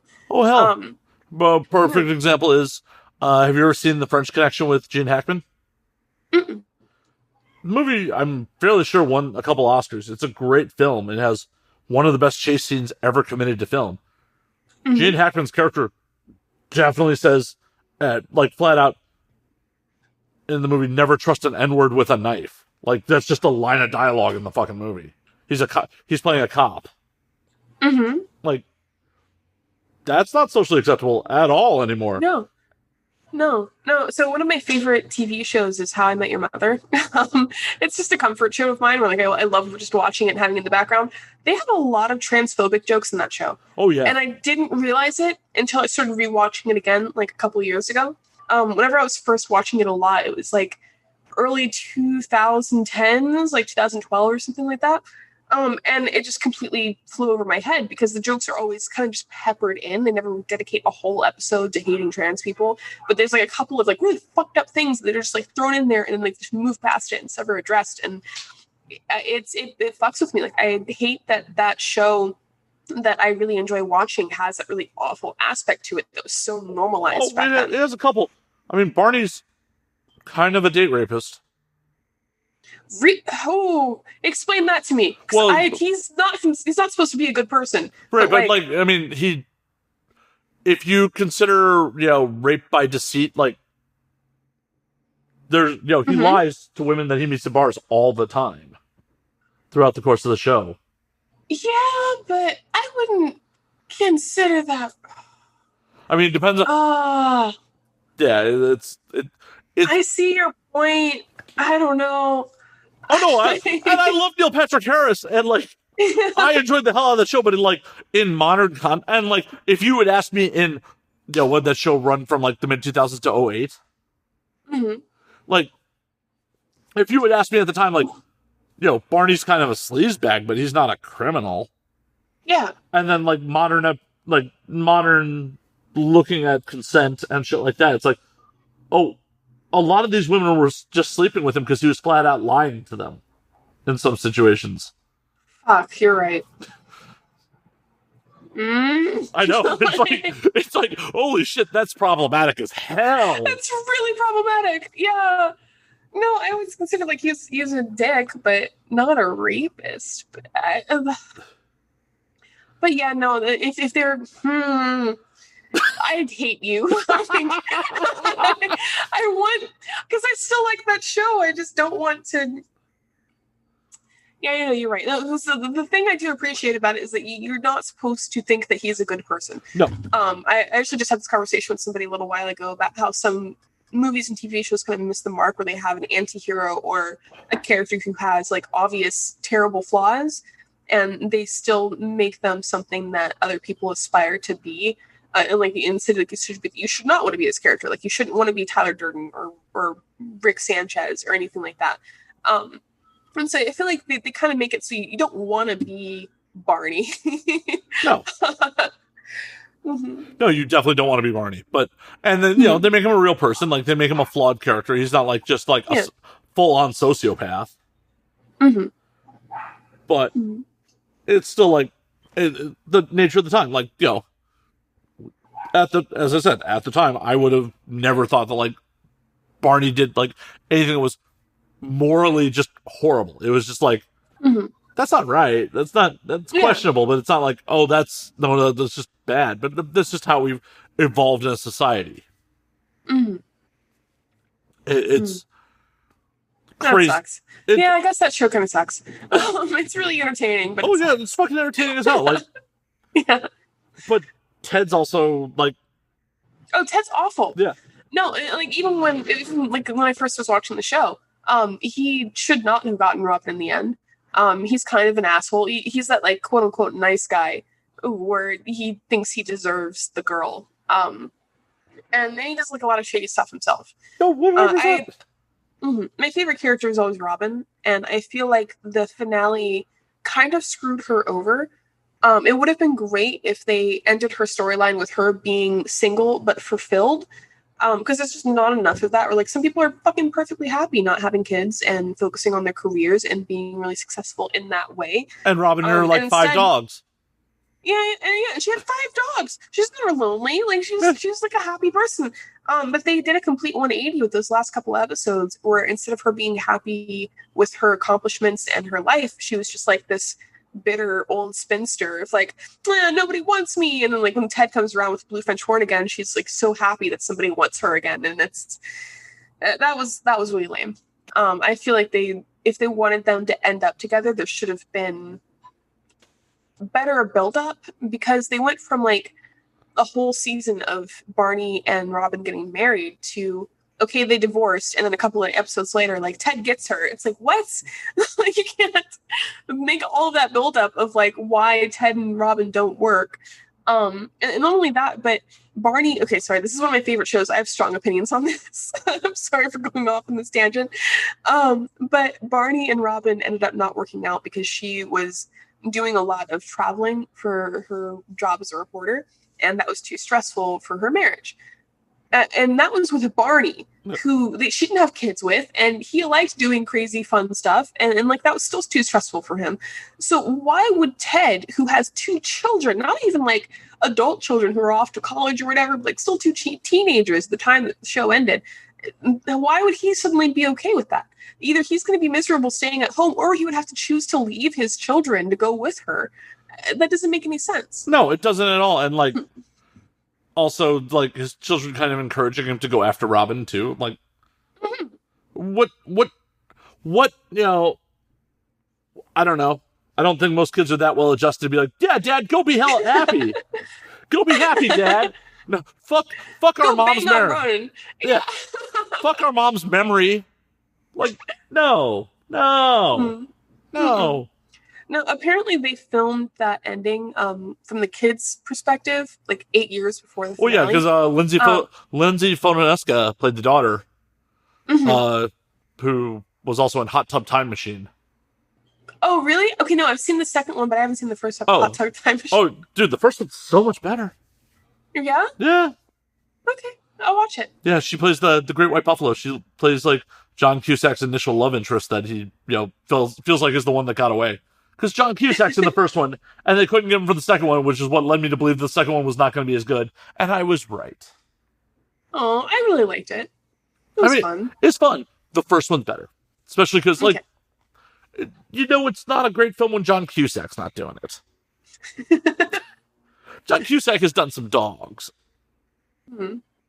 No, see, I really want to be in, like, a really cheesy, terrible mainstream movie one day. Oh, it'll happen for you. Oh, 100%. I hope so. You should be yelling at... I've been in Cinemax stuff. I've been in, like, a lot of softcore movies, but, like, nothing that's just cheesy, but for everyone kind of thing. You should be yelling at your agent about that daily. Like, I want to do something mainstream. It probably would be a little bit harder now. I don't know how the mainstream side of the industry is doing with all the whole COVID restrictions. I mean, they're filming stuff. I mean, it's happening. Much like, adult, it's like, depending on the production, it's certain levels of doing the right thing or not. I have some friends that are in the unions, and, like, some of them are working, some of them are not. It's questionable. But who knows, with numbers still spiking, if we're gonna fucking backslide to, like, nope, all production shut back down. No, aren't there supposed to be new restrictions for LA starting today or yesterday? There's something like a curfew or something now? Yeah, it's not a stay-at-home order. It's a curfew for after 10 p.m. No non-essential business. So it's like, okay, just for businesses, like, so we can still be, like, out and about after 10. No gatherings are non-essential businesses after 10 p.m. Okay. So, I mean, I don't know where the fuck I would be after 10 p.m. if I wasn't in a bar. I walk my dog late sometimes. So whenever I first heard that, I was like, sometimes I take him out around 11. So no, you'll be fine. I don't want to get, like, arrested because I'm taking my dog out for a walk or anything like that. Well, showing how well, like, LAPD's been fucking enforcing this shit since day one, I don't think you have anything to worry about. Like, you see motherfuckers without masks all the time. It's like, there's supposed to be an ordinance. Like, the police don't fucking want to, especially with all... They don't want to enforce that shit. They don't want to enforce that shit, especially with, like, how much conflict there's been with the police this year. They're just like, I'm not going to risk my career and fucking starting something off over someone's mask. Which, I don't know if that's the right call or not, but I also don't want to see fucking police violence over a fucking mask. So I wish people would just take their own fucking responsibility and don't need, like, fucking babysitters to tell them to put on a fucking mask.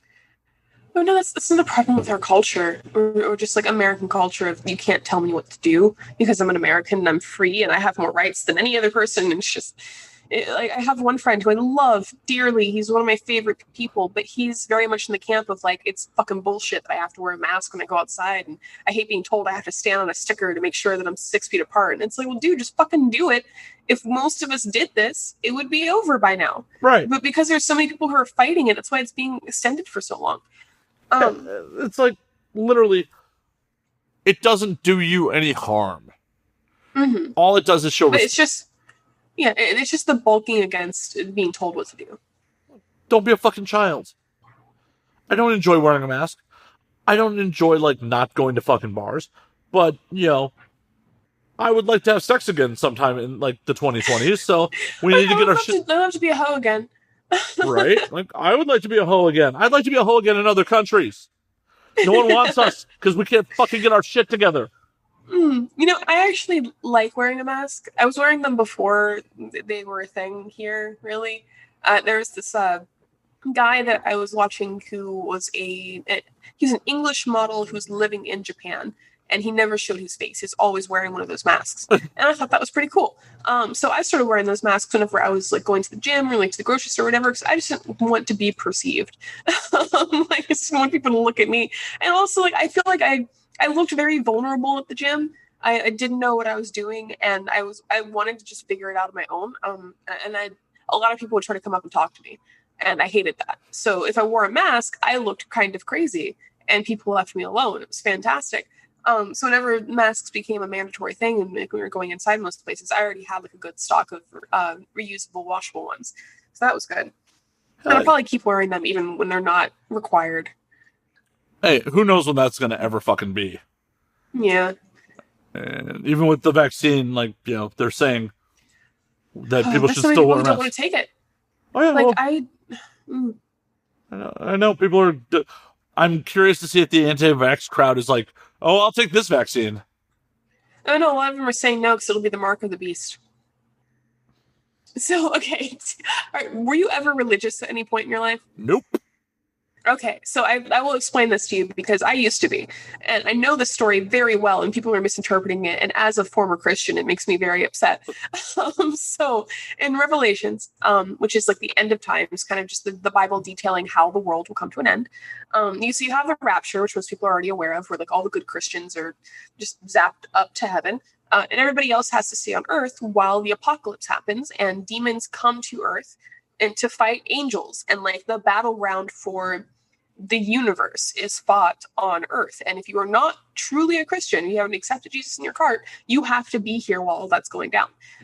Part of this whole thing says that the Antichrist will rise to power within humanity.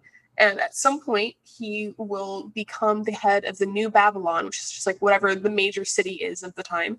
And he will require everyone to have the mark of the beast. And that will be either some iteration of 666, which is the most evil number, or his name. And it will have to be on our foreheads or on our hands. And we will have to have the mark of the beast in order to buy or sell anything. So people are taking that story and saying that the vaccine is going to be the mark of the beast. And whenever the apocalypse is happening, there's supposed to be like still a chance that you can accept Jesus into your heart and become a good Christian and still end up going to heaven after you die. But if you accept the mark of the beast, you are condemned to hell. There's no coming back from that. So they're saying that they will refuse the vaccine because that is the mark of the beast. And if they are even killed for not accepting the vaccine, killed by the government for not accepting the mark of the beast, they will be happy because they know that they will die as true Christians. And what they're not understanding is that, one, this happens after the rapture. Unless you think that the rapture has already happened and that you're already not a true Christian because you are not taken, this part of the story is not happening yet. Well, second, to be fair, I think the rapture may have happened. I mean, they did take Prince, David Bowie, and Lemmy already, so. You think it happened, what was that, 2016? Yeah. Maybe the rapture is in 2016? Yeah, that should already happen. We live in a world without David Bowie and Prince.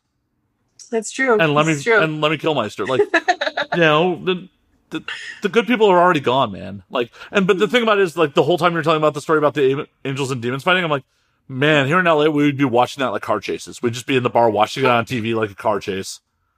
Yeah. But no, so, like, in order for the mark of the beast to pop up, the rapture that must already have happened. Second, the mark of the beast is supposed to be like a clear symbol displayed on your forehead or on your wrist. Honestly, Donald Trump's hats would be more likely to be the mark of the beast than anything else. Because like that is a symbol of his name. Like the mark of the beast is supposed to be a symbol of the Antichrist's name or 666. Yep. If you see a MAGA hat, you know that means Donald Trump. That's a Trump supporter. That would be way more likely to be a mark of the beast than a fucking vaccine that goes into your like arm instead of your wrist. And what's hilarious is the MAGA slogan is stolen from Reagan. Really? Uh-huh. I didn't know that. That's a Reagan campaign slogan. God, he's such a crook. It's like, in every way. He didn't even come up with his fucking trademark slogan. Like, what the fuck? Damn. Oh my God, he's really going up these wires. I have his own shoe toy up here. But he is just absolutely fixated on all the wires instead of his toy. It's mind-boggling to me to someone who'd be like, I have zero proof that there's an afterlife, but I'm going to make horrible life choices on the promise that there is. But, well, it's part of the human condition, I feel like. I used to be really hardcore Christian. I used to even try to justify why I was attracted to women in the context of Christianity. And just, you, especially whenever you're brought up in it, you're taught from a very young age that if you can accept this, even though there's no proof, you will be rewarded. And death is scary. Like, everyone's afraid of death, even if you're an atheist, like, no matter who you are. Oh, no, it's scarier as an atheist. Yeah, because there's just going to be nothing. Yeah. And now I'm more agnostic, where I feel like I can't sit here and say for sure there's nothing, but I just don't know. I feel like it's impossible for me in my current form to know for sure what's going to happen. But we're all going to find out. And it's just like the thing of, like, if you're able to exploit the very common fear of death in humans, you're able to turn that into faith. Yeah. Of like, hey, if you just believe hard enough, it'll all be okay, and there's nothing to be afraid of with death. And like every good thing that happens to you is because this being loves you, and every bad thing that happens is because you're not doing enough. Or So or God works in mysterious ways. Like, hey, why did that typhoon wipe all these people off the fucking map? God works in mysterious ways. Yeah, why are there people who survived cancer just to die from COVID? God works in mysterious ways. Like, no. That's sort of like, I don't want to emulate Rick Sanchez, but Rick Sanchez's nihilism, the writer's nihilism, sometimes really does speak to me. Like, like this universe just wants to fucking shake you off of it. That's all it really wants. Like, COVID doesn't give a fuck if you're the most pious person or the biggest piece of shit in the world. It's a genetic roll of the dice on what happens to you if you catch it. Yeah, plenty of good people have died from it. I'm sure plenty of shit people have died from it. Yeah. No, I really want to move to Europe. I do love this country. There are plenty of things about California in particular that I really love. I just don't see it getting better here anytime soon. With like the police brutality and the casual racism and the normalization of racist symbols like the Confederate flag in our country. Or it's just, I don't see any of that changing anytime soon. So like, I want to stay and try to be part of the change, but I don't know. I've been trying to make this work for 26 years, and it's just doesn't seem like it's going to get any better. It seems like that sounds fucking exhausting. It just, as a black woman, I'm sure that is absolutely just fucking exhausting. Like, I at least have the privilege of being, I'm Jewish, but I'm white passing. Like, unless I tell you I'm a Jew, like, I don't have to deal with that bullshit. But it's still like its own brand of bullshit. Like, I have a little sister who's white passing. She's very black. She's only a quarter white. And there are plenty of times where people like say fucked up shit about black people in front of her, thinking that as another white person, she'll co-sign or at the very least let it slide. And it's like a whole different thing to navigate that I'll never have to experience. Like, most people try to at least kind of hide their racism in front of me. Yeah, and I mean, I've definitely experienced like anti-Semitism in the same way. I've definitely experienced like subtle anti-Semitism, just the Jews being cheap, or a lot of people I consider friends being like, oh, you don't fucking tip. I'm like, no, I actually overtip as a way to fucking like try to compensate against that stereotype. No, I feel like that's like a similarity between Jewish people and black people. Where like I also try to overtip just to try to break that stereotype. It's like, you thought I was going to tip you, but fuck you, I gave you more money. And like I also like don't eat fried chicken or watermelon in public, or smoke Newports in public. Back when I used to smoke cigarettes, just because I don't want to reinforce those stereotypes, even though I know it's stupid. Oh, and that sucks, because fried chicken is fucking delicious. Everybody likes fried chicken. Everybody likes watermelon, but I won't eat them in public because there's always somebody that's like, of course you love it. Watermelon's okay. Fried chicken's delicious. Do you know why watermelon is associated with black people? No. So back in the slavery era of America, whenever some slaves were able to either like buy their way out into their freedom or just like become free at some point, they had to make money in a very, very still racist world. And one of the easiest ways to do so was to become a watermelon farmer. Even if you didn't know a lot about business or how to cultivate like other crops, watermelon is very easy to grow. The seeds are very cheap. Everybody wants to buy it. So you were able to be a successful black person in this awful era of being black in America by being a watermelon farmer. So watermelons became a symbol of black liberation. White people didn't like that. Of course not. So they started making propaganda saying that the only reason black people liked growing watermelon so much is because they were so stupid that they thought it was like a fancy treat. And so that started like a bunch of shit of just like cartoons and like little postcards and things like that of jokes saying that like the only reason black people love watermelon, like love it to a cartoonishly hilarious extent, is because they're really stupid. Do you know the ice cream song that goes na na na na na na na na na na na? The original title of that song is "Nigger Love a Watermelon," based off of this era of just trying to get black people to be ashamed of liking watermelon, and it worked. I thought it was. I know it's from those times. I thought it had like a fucking different name, but same Same difference. I don't know where I'm going Yeah, with that. no, the yeah.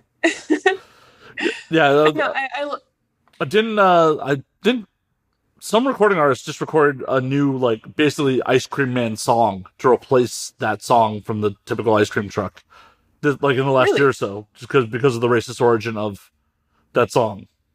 I didn't know that. I'll have to check that out later. I remember seeing an article about it. I don't remember who it was, but someone recorded, like, came up with a new fucking ice cream jingle to get away from, your neighborhood ice cream truck playing that shit. Mm-hmm. But it's crazy how much shit is just because the history of America is like, just, oh yeah, it's just still like socially acceptable, and like things that you may not even consider racist off the top of your head. It's like, oh no, that has a racist origin. That really has a... Yeah, and that's why we need to fucking educate ourselves about this kind of shit, because I very much disagree with the idea of, oh, if you just ignore racism, it'll go away, and like the more we talk about it, the more it'll be around. I hate people that have that kind of mindset, because there's so many things that come from slavery era America that are still present today, and it's only because people are ignorant about it. Well, If people knew that's where it came from, then we could stop those practices and those ideas and stereotypes, and we could actually move on as humanity. yeah. But because we just kind of refuse to come to terms with that history, it just keeps going. Well, and the thing about it is, like, just because there was not active slavery in the North during those times doesn't mean it was like a fucking cakewalk for black people in the North either. Mm-hmm. It's not like, Mm-hmm. oh my God, you made it north of the Mason-Dixon line. Here's your wonderful life. Like, no. Even in northern cities, there's a lot of systematic racism. There's still a lot of fucking... It was plenty bad. Like, yeah, you were not someone's property. Still, you weren't going to have, like, the best fucking life up here. Mm-hmm. So, there's still plenty of shit that, like, we need to fucking improve as, like, people. Like, it's just... America's melting pot just doesn't work quite as well as we market it. As I like to tell people, America is the best marketed country in the world. Yeah. No, we swallow up our own propaganda so hard. It's like I think that this country itself is beautiful, like the land and the animals and just like the varying seasons, like the difference between Florida and Washington, stuff like that. I think that's awesome. I think there are plenty of things about America, like freedom of speech, that's great. There are some things that I feel like were maybe a good idea for that time period, but not now. Like the Second Amendment, I think that people should have the right to defend themselves. I don't think it should go as far as like having semi-automatic weapons. And I think that came from an idea where at the time it was a lot harder to have a gun and shoot a gun and like make it all functioning and work. Like the process. Oh God, I'm sorry. I have plants. I have a basil plant on my windowsill, and my dog just got into it. I was wondering why I could smell basil. It's because he's chewing on it. But no, what was I saying? Fuck, I The completely Second lost. Amendment. The Second Right. Amendment. But no, it used to be a lot harder to shoot a gun. Like they couldn't even like wrap their heads around the idea of a gun that could just pop off that many rounds that quickly and kill that many people at once. So oh gosh, hi. Yes, it's very yummy. So I think that there should be restrictions on that, but it's also like just so deeply ingrained in our culture that if you tell most people like, I think there should be more gun restrictions, they're like, fuck you, you're not American. It's really as a gun owner, like, yes.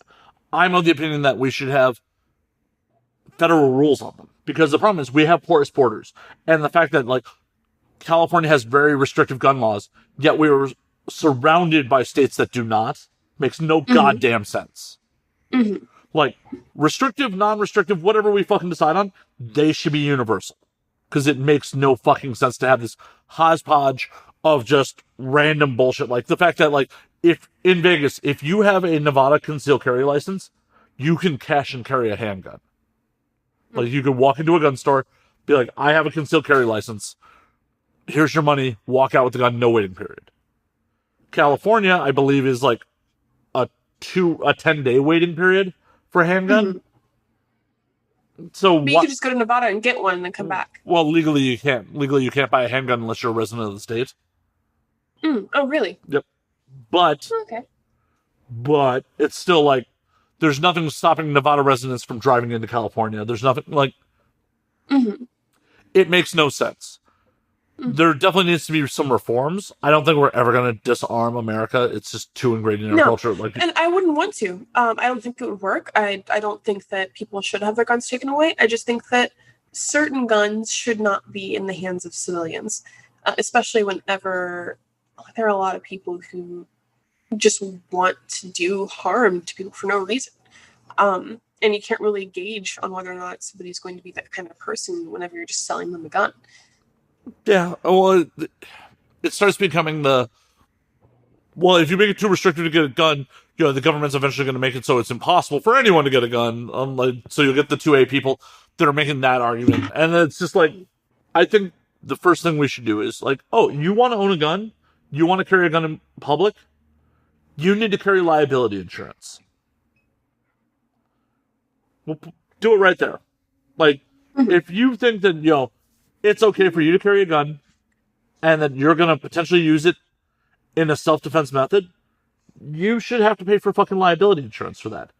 Do you know how many people would just stop carrying right then and there? There's also the argument that I grew up with where if you outlaw guns, only outlaws will have guns. Oh, yeah. Or like basically it's like you make it too hard to get a gun and only the people who don't care about the law will have those kinds of weapons. And like I kind of agree with that and kind of don't at the same time, where I think if you make the laws harsh enough, like most people don't turn to murder because they don't want to go to jail for the rest of their life. And so if you make it like that kind of harsh punishment for having the type of gun you're not supposed to have, or like having a gun without the proper licenses or anything like that, then maybe that would work. But I don't know. I just don't want to. Yeah, I don't know. This is why I'm not a politician. I am not the kind of person who should be making these kinds of rules. These are just my opinions. Yeah, it's just one of those things. I don't know. I don't know. Like, I don't think banning all semi-automatic weapons has any basis in reality. It just, your average handgun is semi-automatic. It's part of the problem. There's a lot of problems. There's a lot of fucking problems. But part of the problem is your average American's education about firearms comes from fucking pop culture as well. Mm-hmm. So I am very much a proponent of, like, before you're allowed to own a fucking gun, you should be fucking trained and actually know how to use it. Because that's one of the biggest problems right now is, like, you could fucking, depending on the state, wait your waiting period and just be handed a handgun and, like, have no education on it. That thing, in a life or death situation, may be more of a hindrance to you than a help. Because you have no idea, if there's a fault, you have no idea how to clear it. You have, like, you're not required any range time. You have no idea what it's going to be like when you pull that trigger. Mm-hmm. And for someone who has shot a lot in their life, I can tell you most of the time when I get on the range, if it's been a while, it's still jarring those first couple shots. Oh, yeah. No, the first time I shot a gun, it damn near threw me on my back. I miss shooting guns. Well, and it's one of those things where, like, if you're not trained, you don't realize that, like, if you move your hand a quarter of an inch, depending on how far away your target is, you may miss it by a fucking long shot. Mm-hmm. These are all things that, like, should be required for people to fucking know before they have these fucking weapons. Mm-hmm. But that's not how we roll in America. Nope. I need to look up the gun laws in Germany, because I would like to own a gun again someday. They're probably not. You're probably not allowed to own one. Like, yeah, Europe's wild. Like, it's mostly like knife, like stabbing, terrorist attacks and stuff, right? Well, the UK, not a lot of mass shootings. The UK is 100% like, the UK has kitchen knives, like, on lockdown. Mm-hmm. I don't know so much about Germany. Spain, when I was in Spain, I was amazed to see how many knives were, like, for sale in Spain, like, just knives everywhere. I don't know what Germany's gun laws are. I don't keep up with, like, the only place in the world where I've ever been where I really felt the need that, like, I should have a gun is America. And maybe South Africa. South Africa was kind of like, having a gun wouldn't be too bad here. But that was also because I, like, my first day in country found a gun shop that, like, oh, silencers are required here. Like, if you own a gun and have a carry permit in South Africa, you're required to have a silencer on it. That's interesting. Yep. Oh, that's kind of It sounds sinister. What is the reasoning behind that? I don't really know. I mean, the thing about it is silencers don't work like the movies. They lower the decibel where it's not going to deafen you if you don't have ear protection in. It's still fucking loud. But it was still like, wow, interesting. So it's not like the movies where it's just like a little... It's not the little flat noise. No, like, let me Google the actual decibels. It was still wild, like, walking to, like, just gunshots down there. So we'll just do this off a quick Google search. Most of civilian accessible firearms emit sound rating from 140 to 175 decibels. Silencer only marginally suppress the gun blast, bringing it down from 120 to 150 decibels. So, I don't know. Yeah, I don't know what any of that means. It brings it down to, like, not going to fucking cause permanent hearing damage levels. Gotcha. It's still fucking identifiable as a gunshot and loud. What a suppressor also does is, like, makes it harder to identify where the shot's coming from. It's useful. Well, yeah. Yeah, it definitely is. No, I don't get a lot of gunshots in my area. I live in Hollywood. And I use this app called Citizen that's supposed to tell you, like, the criminal activity in your area.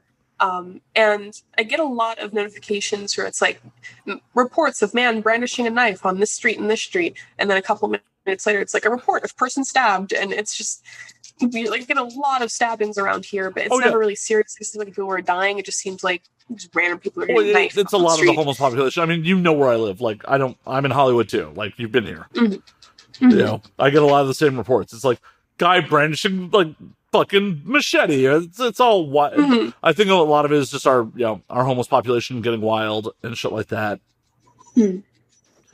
But as I said, like, of all the places I've been to, like, there's very few places where, like, oh, I feel like I need to have a gun with me. It's really just the States where I'm like, having a gun would make me feel more comfortable. Yeah.